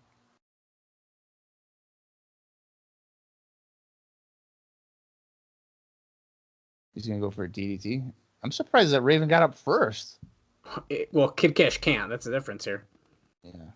Well, oh my God, he's still going for springboards. Well, he's moving better. That's not a great head scissors, but maybe he's okay. Maybe he figured out that it was just in his brain. Tornado DDT, yes. He's going for this is essentially how he sets up for his finish usually. Raven kicking out. Raven kicked out of the Tornado DDT, meaning he's probably not going to be able to hit the moneymaker on him, and he's not going to get the win. Raven reverses an Irish whip, but Kash ducks the clothesline. A rolling. Well, Raven catches him for a power bomb. 1, 2. Oh, I thought I was going to get him. Kash showing heart. This is really weird because he was definitely threatening Trinity, and now I'm supposed to be cheering for him. I don't know how I feel about it. Oh, shit. Oh, God Kid damn it, Kash. He's pissed. Crossbody after slipping on a springboard attempt. That's why they call it high risk, baby. It's What true. in the world? Whoa, that was a weird pin. That's like the Mark Miro roll up there. Standing spin kick. So Raven's down. Kash back up on his feet, kind of. He's trying. He's limping pretty hard to the corner. It's as if sometimes he's okay and sometimes he's not. Raven crotching him on the top turnbuckle.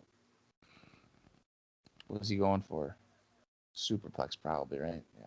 It's looking like it, but Kash is holding himself down here. I ain't gonna do it. And throws him off. Yep. So springboard. Oh, springboard's twisting senton. Senton, yeah. But Raven moved, so it doesn't matter. He hit the mat hard. He's yelling at Trinity. Trinity's like, "You didn't want me in there, damn it!" I hate you, Kid Kash. I don't want to even talk to you no more. I was in Daredevil. What did you do? Okay, I know Jennifer Gardner. Trinity up on hits the Hurricane Run on Raven. Julio Dinero is a horrible manager. I know, what the hell? Trinity, get out of the ring. Alexis Lurie's in the ring. She ran into Julio Dinero. They're both on the floor now. Super kick. Whoa. Trinity, now she's going to top rope. What is she doing?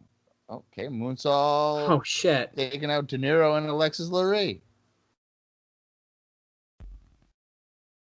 Damn. Look at the boots Alexis Lurie is wearing. How'd she run in the ring in those? Who knows? Oh, now Trinity's like, screw this, I'm out of here. Oh, even flow. 1, 2, 3. Wait a minute. So she did all that, and then Kash couldn't follow up and lost with a DDT? Yeah, she's showing she's the star, man. Right, yeah. Well, now she's going to throw that in his face. Hey, Kid Kash, saw me. I did the head scissors and moonsault, and you did nothing. You lost. So how do we feel about Raven having Lurie and Julio Dinero in his corner now? You know what? I don't know if I like it. I just feel like it's out of left field. field. I would like it with just Lurie.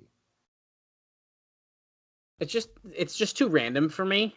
I think if we had a little more of a reason, or at least explain it a little bit, I'd be a little bit more for it. Yeah, and I think it kind of waters down Raven. That's what the Flock did originally. It watered him down. Yeah.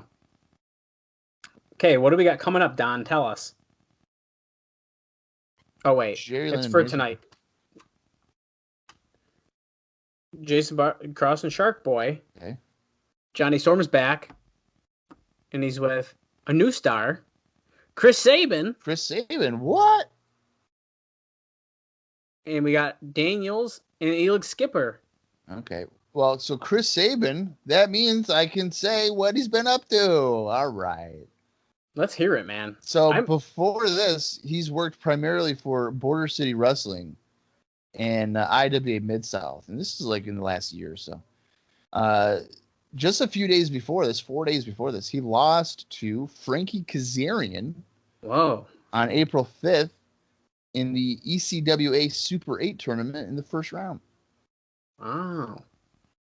Now, Frankie Kazarian is a name that we will also hear about soon enough here in the TNA world. Jeff Hammond, no. Oh, here he is. Oh, here's Jeff Hammond. Is he in the back and he's right next to him? He doesn't even know what he looks like anymore. I'm ready to get it out. Load. What did he say earlier? What was it again? Doobie doobie doobie? Boogie boogie. Boogie yeah, boogie. Boogity or whatever. Boogity boogity. Well, it's time for our main event. We just said everyone who's in it, so we'll just see as they come out here. Here's Triple X, our tag team champions. Now remember, if Triple X doesn't win, whatever tag team wins gets a shot at the titles, and they also will eventually face each other to determine a number one contender for the X Division title. So there's a lot at stake in this match here. Which I like that. I like this. I like this stipulation. There's a lot going on. I'm surprised you do. I thought you were going to say there's too much, which at first I was confused, but after they said it, I was like, okay. If this was just a matter of if you win, you get a tag team title shot, then that is kind of stupid. Agreed. Because then the tag team shouldn't be in this. But here's my question. If Daniels and Skipper win, do they then wrestle each other to become the number one contender of the X Division title? Yes. So that's why I like it. So there's like, it balances out. Yeah, sure, we retain the titles, but now we got to fight each other. So I like it. Yeah, I hate to say this, but I'm sorry. Shark Boy and Jason Cross are just in here for fun. Oh, absolutely. In fact, I think so are Johnny Storm and Chris Sabin. Yeah, probably. This is probably going to come down to Triple X against Lynn and Red, right? Yeah, because it's also elimination. Here's Johnny Storm and Chris Sabin. And knock off Juventud Carrera. And they just announced Sabin as the future Chris Sabin, so that must be his nickname there. It is. Yeah. 21 years of age, 2 years from a pro. From Hale, Michigan. He just said the Super 8 tournament there, Bob. Hey, look at that. There you go. I have that Super 8 on DVD. I've had it for about probably 5 years. Haven't watched it. So here's Red and Jerry Lynn. Now, I'm just going to say quick, we're going to see Sabin a lot more. Of course, we know that. I'm a very big Chris Sabin fan. Jesus, me and Chris Sabin's there. That means for what? Consistently for like 13 years? Dude, he's here for a long time. I know there's a stretch where he's gone. Then he leaves for a little bit. And then he like comes, I think, is it when he leaves and then comes back, that's when he ends up winning the world title? Or does he win it and then leave? I think he wins it and then leaves, right? I can't remember. I'm having a brain fart. I'll look it up real quick. All right. Let's see. And now, if you're currently watching Impact Wrestling, he's back again. Every week he's on the show. Holy crap! All right, so he was there till about 2014, and it looks like from 2015 through 2019 he was not in Impact at all. He was mostly in like Ring of Honor and stuff like that. Yeah, and I'll say as well on that. Oh no, yeah, well, Well, you say 20. What year did you say? 2018? Yeah. Yeah, from 2015 to 2019. Well, it looks like he does wrestle in 2018 for an Impact. He has one dark match though. Wait, hold on. It's a one night only show. I don't count that. It's a BCW Impact one night only show. Yeah, so Sabin won the title in 2013. Well, I gotta say, man, I was for a month when he won that title, dude. I'm so behind that shit. Look at this lockup that is it Johnny Storm and Jerry Lynn were just doing? That was crazy. And then they're just slapping each other while they were doing headstands tied up. That's an England thing. Jerry Lynn tags out and tags Shark Boy in, and Raising Red looked like he tagged Johnny Storm. He sure did. I'm really glad that Jeff Hammond is just blabbering. It's great to be here ringside. It brings back so many memories for him. I'm so glad. Yeah, good, man. So many memories of a guy dressed up as a shark. I bet that is definitely what's going on here. Look how quick he is. Look how quick he's reversing. Jeff Hammond. I think Jeff Hammond's gunning for Don West job.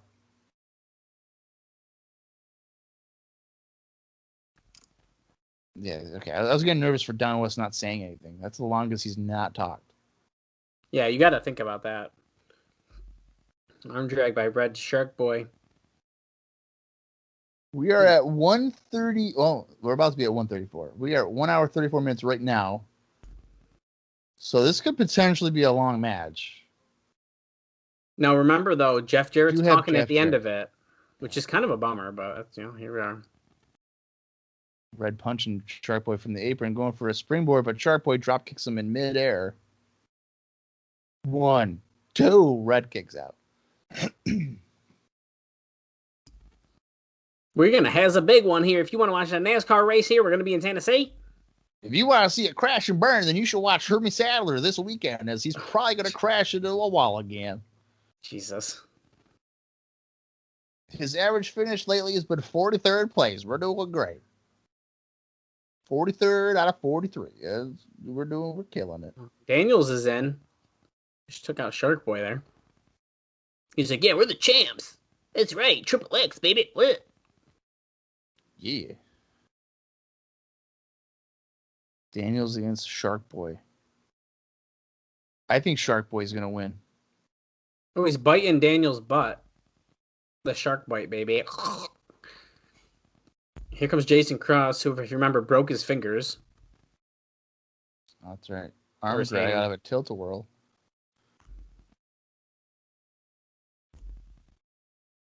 Oh, look at that. Nice counter.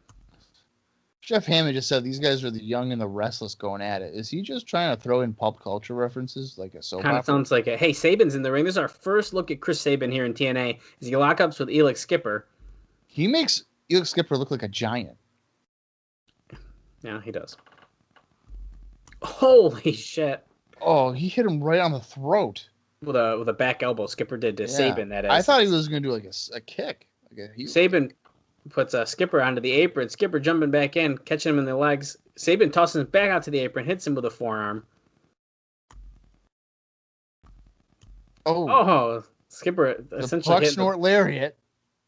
The Buckshot. Buckshot, right? Yeah, Buckshot. I'm thinking of Dirty White Boy when I said Bucksnort. Jesus. What was the Bucksnort? Filter World Head Scissor. I don't know if it was a lariat. I can't remember. I was gonna say something. I totally forgot about it. Maybe I'll think of it. Oh, Sabin with an overhead suplex on Primetime. Oh, you know how Seth Rollins is like a cult leader? Yeah. How come Chris Sabin was never a cult leader when he's got Hail Sabin? I don't know. That's a good point. Sabin tagged out to Daniels, and now Shark Boy tagged Skipper. So we got Daniels and Shark Boy now. That's a good point, Bob. I don't know. A step-up kick there by Daniels to Shark Boy. And if you've learned anything, they say if you get attacked by a shark, to then kick them in the face. There you go. Poke their eyes out. Right. So that's smart. Oh, look at that. Bulldog by Shark Boy out of a wheelbarrow. Oh, thank God. Daniels kicked out, though. No worries there. Oh. Code breaker thing. Oh, so whoever wins this match, they are going to be fighting next week. But if it's Triple X, then obviously Daniels and Skipper are going to go against each other, Don is saying. So, or we're getting the tag team title match next week. So whatever happens from this match is happening next week. Wait a minute. So if let's say Chris Sabin and Johnny Storm won. Yep. They're gonna have to wrestle each other and get a tag title match. Oh, that's a good point, actually. Red with a dive to the floor. Maybe I misheard that. Maybe they're definitely got to face each other next week for sure. He said that. The tag team part definitely gets a little interesting, huh? Johnny Storm diving to the outside, nearly dying. He landed on Sabin, Shark Boy, and Red. You got to do a full rotation. We cannot be trying to break our necks every week. Daniels in the ring with Jason Cross. Remember when we liked Jason Cross for like a week? Yeah, that's literally how long it lasted, which is a bummer. He just did a flip unprettier out of the middle rope on Daniels, but Skipper's like, Rudy, do you remember when Desire was out here? And he was like, yeah. He looks, I remember. Jason Cross going up for this crossfire. Who was that? Who was that? One of the luchadors. He just saw Shark Boys chasing after him. I don't know what that was. Last rites, I think, there by Daniels. He pins Jason Cross. Well, we can't say that's a shock. Shark Boy and Jason Cross eliminated. Johnny Storm almost gets a roll-up on Daniels. Oh, heel kick by Daniels stops Johnny.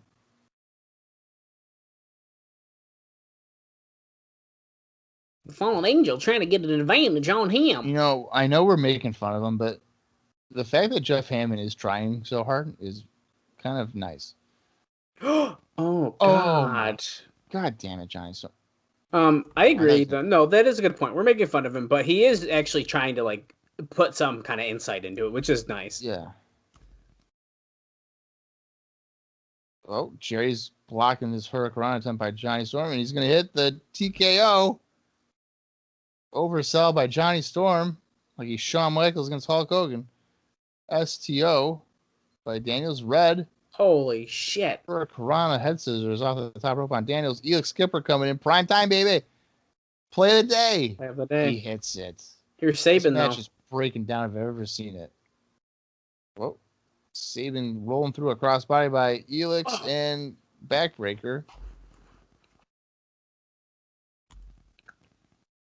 1, 2. Daniels kicks out. Mike today just said that Chris Sabin's had a great debut after one move. Who's this? We got the masked man again.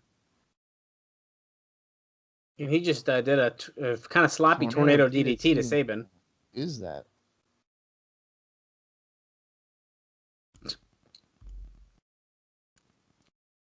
Lynn looks like coming in. He's got Sabin. Cradle. Pile driver. That's got to be it, right? 1, 2, 3. Yep. Okay, so we did as predicted. Yeah, it's Triple X here. Daniels and Skipper are down two with them, and Amazing Red and Jerry Lynn. Well, I think it's obvious that Lynn and Red are going to win this, right? Yes, I do too. Because that gives us a Lynn and Amazing Red match. And then also, eventually, a tag team title shot. Yeah. And I think that Jerry Lynn potentially being a double champion is exactly what we need. Oh yeah, we haven't had double champions before when they didn't know what else to do, so why not? No, never. We didn't have a double champion within 9 weeks of the company's existence. What are you talking about? Not even 9 weeks, dude. It was literally the third weekend. Oh shit, you're right. Skipper. Whoa. Climbing. Skipper walking the ropes of walking Hurricanrana fucking Lynn. Dude, that was good shit. Wow. Skipper's awesome. Here's a replay of that for you. Yeah, I wouldn't be able to do that.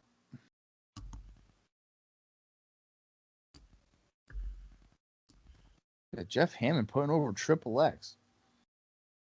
Skipper has Lynn over his shoulder. Daniels coming off the top rope with an elbow strike.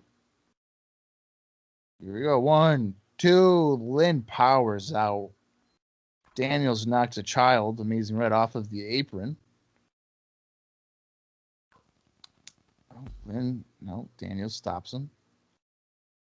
Boot by Lynn in the corner to Daniels.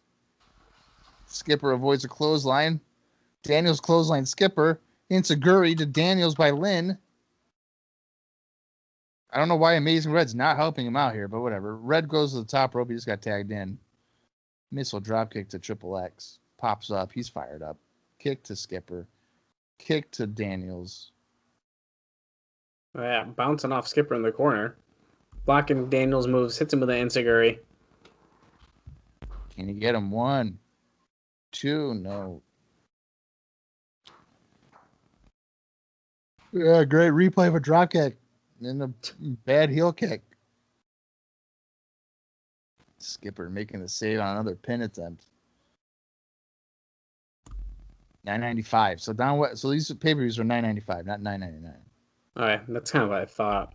It only took me 40 weeks to figure it out. 39 weeks. Jerry and Skipper now. Oh. Sunset flip. Boom. Powerbomb off the corner. Oh, Daniels gets him to break up the count. Well, I'll tell you this. Since the match is broken down, this is some good stuff. Yeah, you're damn right it is. This is what we need. 1, 2. Oh, Lynn kicks out again. This is the X Division stuff we need, man. I mean, fast action, like good moves, crazy shit. Like this is what I'm looking for. Yeah. Vertical suplex crossbody off the top combo by Triple X. Red makes the save with a drop kick to Skipper. Daniels got Amazing Red up on the top rope here, but Jerry Lynn coming to break it up. He's getting Daniels up in that electric chair position. Ooh, spinning heel kick by Red. 1, 2. Oh, I thought maybe they would have got him. Skipper's got the tag title, though. Yeah, he's got the title.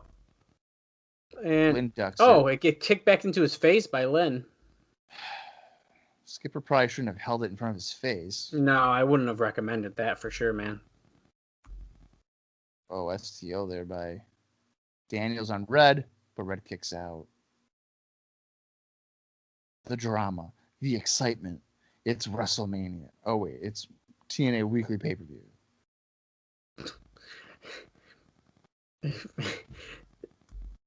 There we go. Daniels got Red up.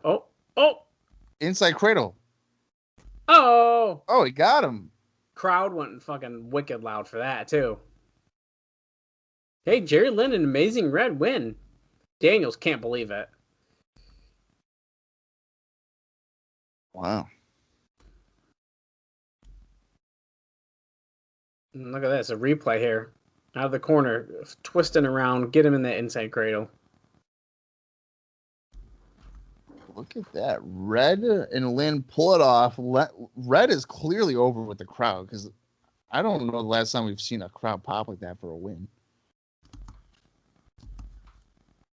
So now they will wrestle each other, I guess, next week. The X Division title Yeah. shot. We Yeah, witnessed a robbery, a mugging.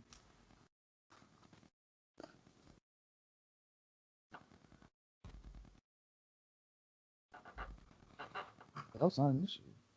I don't focus on the belt. I don't come for the belt. I'm just Eric Watts. What is he doing? Is he wearing the belt? Oh, yeah, he is. I thought it... Oh, wait. He's like, hey, did Jeff do something bad to you last week? He's like, hey, he choked me.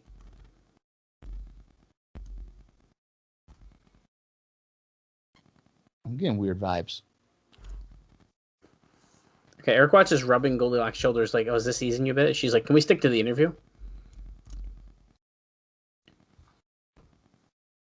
He knows what the problem is. He's sad. He's hurt.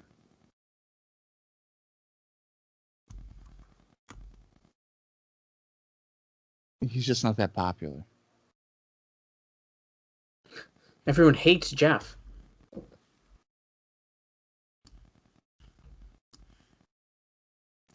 That trick from New York where they essentially put music in. Yay, Jeff. I don't think that ever happened in WWF. I don't think everybody was like, yeah, Jeff Jarrett. I don't think that ever happened. He threw all the touchdowns in Louisville, dude. Eric, you threw 9 touchdowns in 4 years. All of them. 16 interceptions. All of them.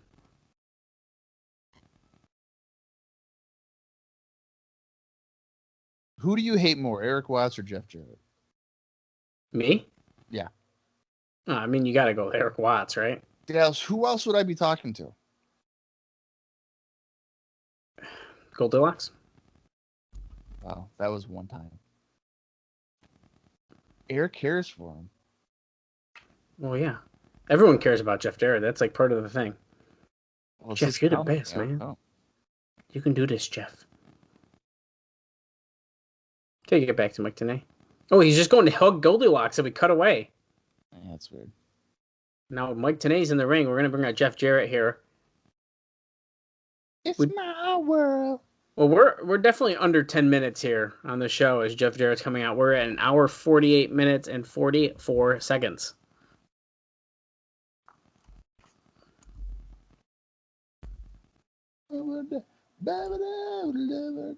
What is this? All denim? Oh my god. It's Canadian tuxedo. Oof. My world. Not a good look. And this is coming from a guy wearing Macho Man Randy Savage Zumba pants right now. Well, Zumbas are in style. Are they? Well, they're always in style. I was gonna say, like, when did they ever go out of style? Exactly. Mike Tenay, let me tell you. Jeff, let me get right to the point. What's going on in your head, Jeff? Oh my god, I can't. This is funny. Jeff Jarrett just looks like a fool. Oh my god. Talking about hitting the chair shot. The chair shot with Alexis Lurie, choking Goldilocks. He's essentially beating women now, and he's angry. What's it all about? You want to know? My mother neglected me, so every time I see a woman, I just have to hit her. He just spelled his name. Oh, that's the good guy. Oh. Jeff. I want the slap nuts, Jeff Jarrett. What's wrong, Jeff? You want to know what's wrong? You know what's going on, my wife. I'm trying to get with Kurt Angle's wife right now. 10 years too early. It's not even 10 years, man. It's like 6 years. Oh, 5 shit. years. Is it really? Wow. Yeah, 2008. I thought it was later than that. Okay. Damn. No, I think they get married in like 2009.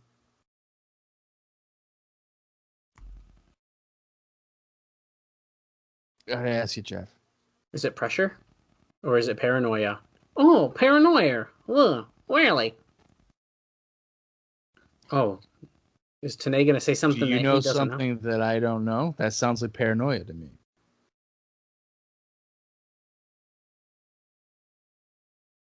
We all understand the pressure. Oh, you got to represent NWA as champion, and he just pulled the microphone out of Tenay's hand. There you go. The feud is reigniting here. You're damn right it is.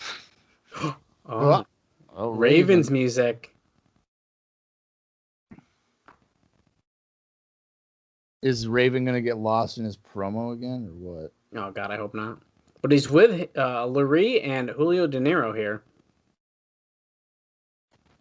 He's standing on the announce table. Well, he doesn't have to worry about that breaking, because No. it's made of freaking steel.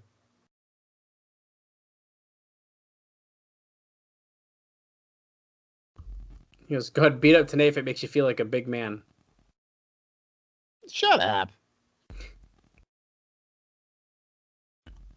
It's all about Raven. That's right.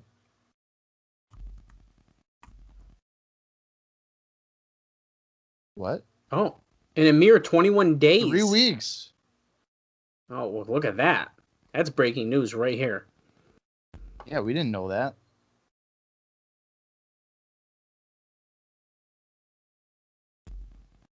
He's going to win the title. He said, don't you dare cheer me. Shut your mouth. That's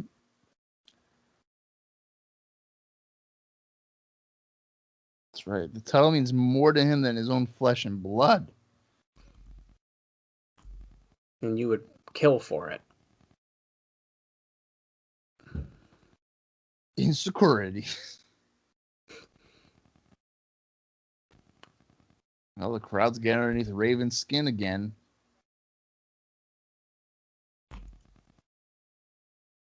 Yeah, without that tail, you don't belong.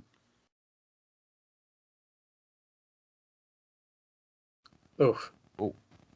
Well, your ass was detoxing somewhere. My ass was in the ring What winning is titles. all the drug references? I don't know. That's a lot. AJ Styles is all like, you had a needle in your arm. Jeff says, why don't we not wait 21 days as he lays the title in the ring? Oh, here comes security and referees. Is that what you want, Jeff? Let me take my denim shirt off. Get in here right now. Raven said he's coming. Get them out of his way. He ain't going. Oh, yeah, Jeff, here he comes. He's not going in there. What was that camera angle? I feel like... Oh, I thought somebody was going to come from underneath the ring. They both got a chair. Great. Chair match. Great. Chairs are legal. And everyone did leave the ring. Well, when you have Jeff Jarrett with a chair, I mean, we've learned our lesson. He just hits everybody over the head with it. Who's that? Oh, Dusty Rhodes. Oh, it's Dusty. Who's that? Oh, no. You son of a bitch. He just hit Dusty Rhodes as Lurie and Julio also tried to hit Jarrett. Jeff Jarrett, you just hit a 50-year-old man over the head with a chair. Now, why would Dusty Rhodes come out? To stop Jarrett from doing it, I guess. He's just asking to get beat up. The runtime for that was 1 hour, 54 minutes, and 37 seconds. Dallas. What'd you think about that show, man? I think that's a good show. I think that was a good show, too. Which is a relief that for the first time in seemingly weeks, or several weeks at least, that they had been average or thumbs down. That was a good show. It was, man. And I'm really glad that we can say that because, like I said earlier, you know, we were talking some shit through the opening match, but really it wasn't bad. And as we kept going, I mean, the time flew by. I don't know, man. I do think this was a pretty good show. And for a lot of matches that I didn't necessarily feel like had a lot of meaning, they really did in a way. I mean, Sanders and D'Lo. Sanders essentially cost D'Lo the title. Saturn and Mike Barton had their little thing last week, which I think we forgot to mention, but we can mention it right now. I believe that's his one and only match, and potentially, I don't know if he appears again, but that's his only match in TNA. Oh, for Barton? Yes. Oh, wow. So I meant to mention that earlier, but yeah, I don't believe he has another match, and I don't know if he appears. Oh, I don't know. We had the David Young heel turn. Styles and Gilberti which the ending was that little weird where he was attacking the ref and stuff. But it's okay. We can look past it. I think we're gonna get a Mike Posey, Glenn Gilberty match. I'll get out of here. I'm telling you, man. I think Mike Posey's gonna get his revenge. I mean, why not? I'm confident about it. Yeah, I don't know. I'm feeling good out of this. And you know what else helped is that X Division tag match at the end. That also really lifted my spirits, I feel like, because I've been dying for an X Division match like that to happen again. So that was definitely I would say that's probably one of the better matches we've seen in 2003 so far. I agree with that. And really it's because we haven't had a lot. We really have not. Yeah. Not a lot. I should say we haven't had a lot of X Division matches. Is really what the case is. So I agree, man. I don't know what else to say. I mean, I'm feeling really good coming out of this show. I do too. I just hope that they can continue on and we don't get our hopes just ruined. Because that seems to be the case. We get all hyped up and we're like, yeah, what a great show. Well, can't wait for next week. And then next week's like, go fuck yourself. That sucked. No, it does happen like that. Well, we know we got Raven's title match coming up in 3 weeks' time, which is April 30th. So that's a pretty big deal. So we have a date. I didn't know when they were going to do it, and actually even setting it that far back is kind of surprising to me in a way. But you're making people wait. Now we have the next couple weeks, the next 2 weeks before the actual match happens. I'm hoping for some real good shit leading up to that match between these two, and we've already seen some pretty good confrontations and stuff. Yeah. So I think we got a lot to look forward to with that as well. Now, I guess heading into next week, the only thing that we were told is supposed to happen is Jerry Lynn and Amazing Red are supposed to face off. Right. We'll see what ends up happening there. I think that's literally the only thing, though. I don't think they told us anything else. No, nothing else was even mentioned. They've been really steering away from Don West being like, here's the rundown for next week's episode. Yeah, they have, which is a little weird, especially because they still kind of do the hype part of it. Yeah. But I get why they're doing that. We did not have any, I guess, unless you really consider Julio De Niro. We didn't have any surprises this week, right? Unless I'm forgetting someone. People coming in, I should say. Right. I mean, the masked guy that we don't know. The masked guy we don't know. I mean, David Young's heel turn was, I would say, pretty surprising, though. So that happened. And De Niro's back. So, stuff happened. Yeah. Kid Kash kind of being an abusive boyfriend. That's fun. Yeah, that's getting pretty interesting. We got to be having that match between those two coming up very soon, I would have to guess. Oh, the fireball. That was cool. Dude, the fireball was nuts. So we're not done with the new Jack Sandman versus the Disciples of the New Church feud yet, for sure. Yeah. So we can expect to see New Jack more, I would guess. And Sabin's here. I mean, Sabin made his debut. Obviously, he's not what they would consider a shocking debut, but it's cool to see his first match here, and it was a fun match nonetheless. So. Yeah, I don't know. I mean, there's nothing really else to say. It was just a pretty good show. Yeah, that's kept my interest. I wasn't bored. Yeah, that's good stuff. Anytime that TNA can have a good 2-hour show, you just gotta be appreciative of it. Yeah, I agree. I don't think I got nothing else to say either, really, because of that. It was good. All right. Well, that means we are officially on the countdown to Jarrett vs. Raven, 3 weeks away. I'm looking forward to it. I haven't watched that match in a long, long time. So it's going to be interesting to see how it holds up with my good friend Dallas. But before we get there, we have 2 more weeks of weekly pay-per-views to watch. And like you've said, we really only know that Lynn and Red are supposed to wrestle, or maybe they'll get a tag title match next week. We don't know the order of it, really, but something with them will happen next week. Yep. But that's all that we know. So hopefully you guys will join us next week to see just what TNA is going to be building upon. We're both looking forward to seeing that. So until next week, for Dallas Gridley, I am Bob Colling Jr. This has been the TNA Cross the Line podcast.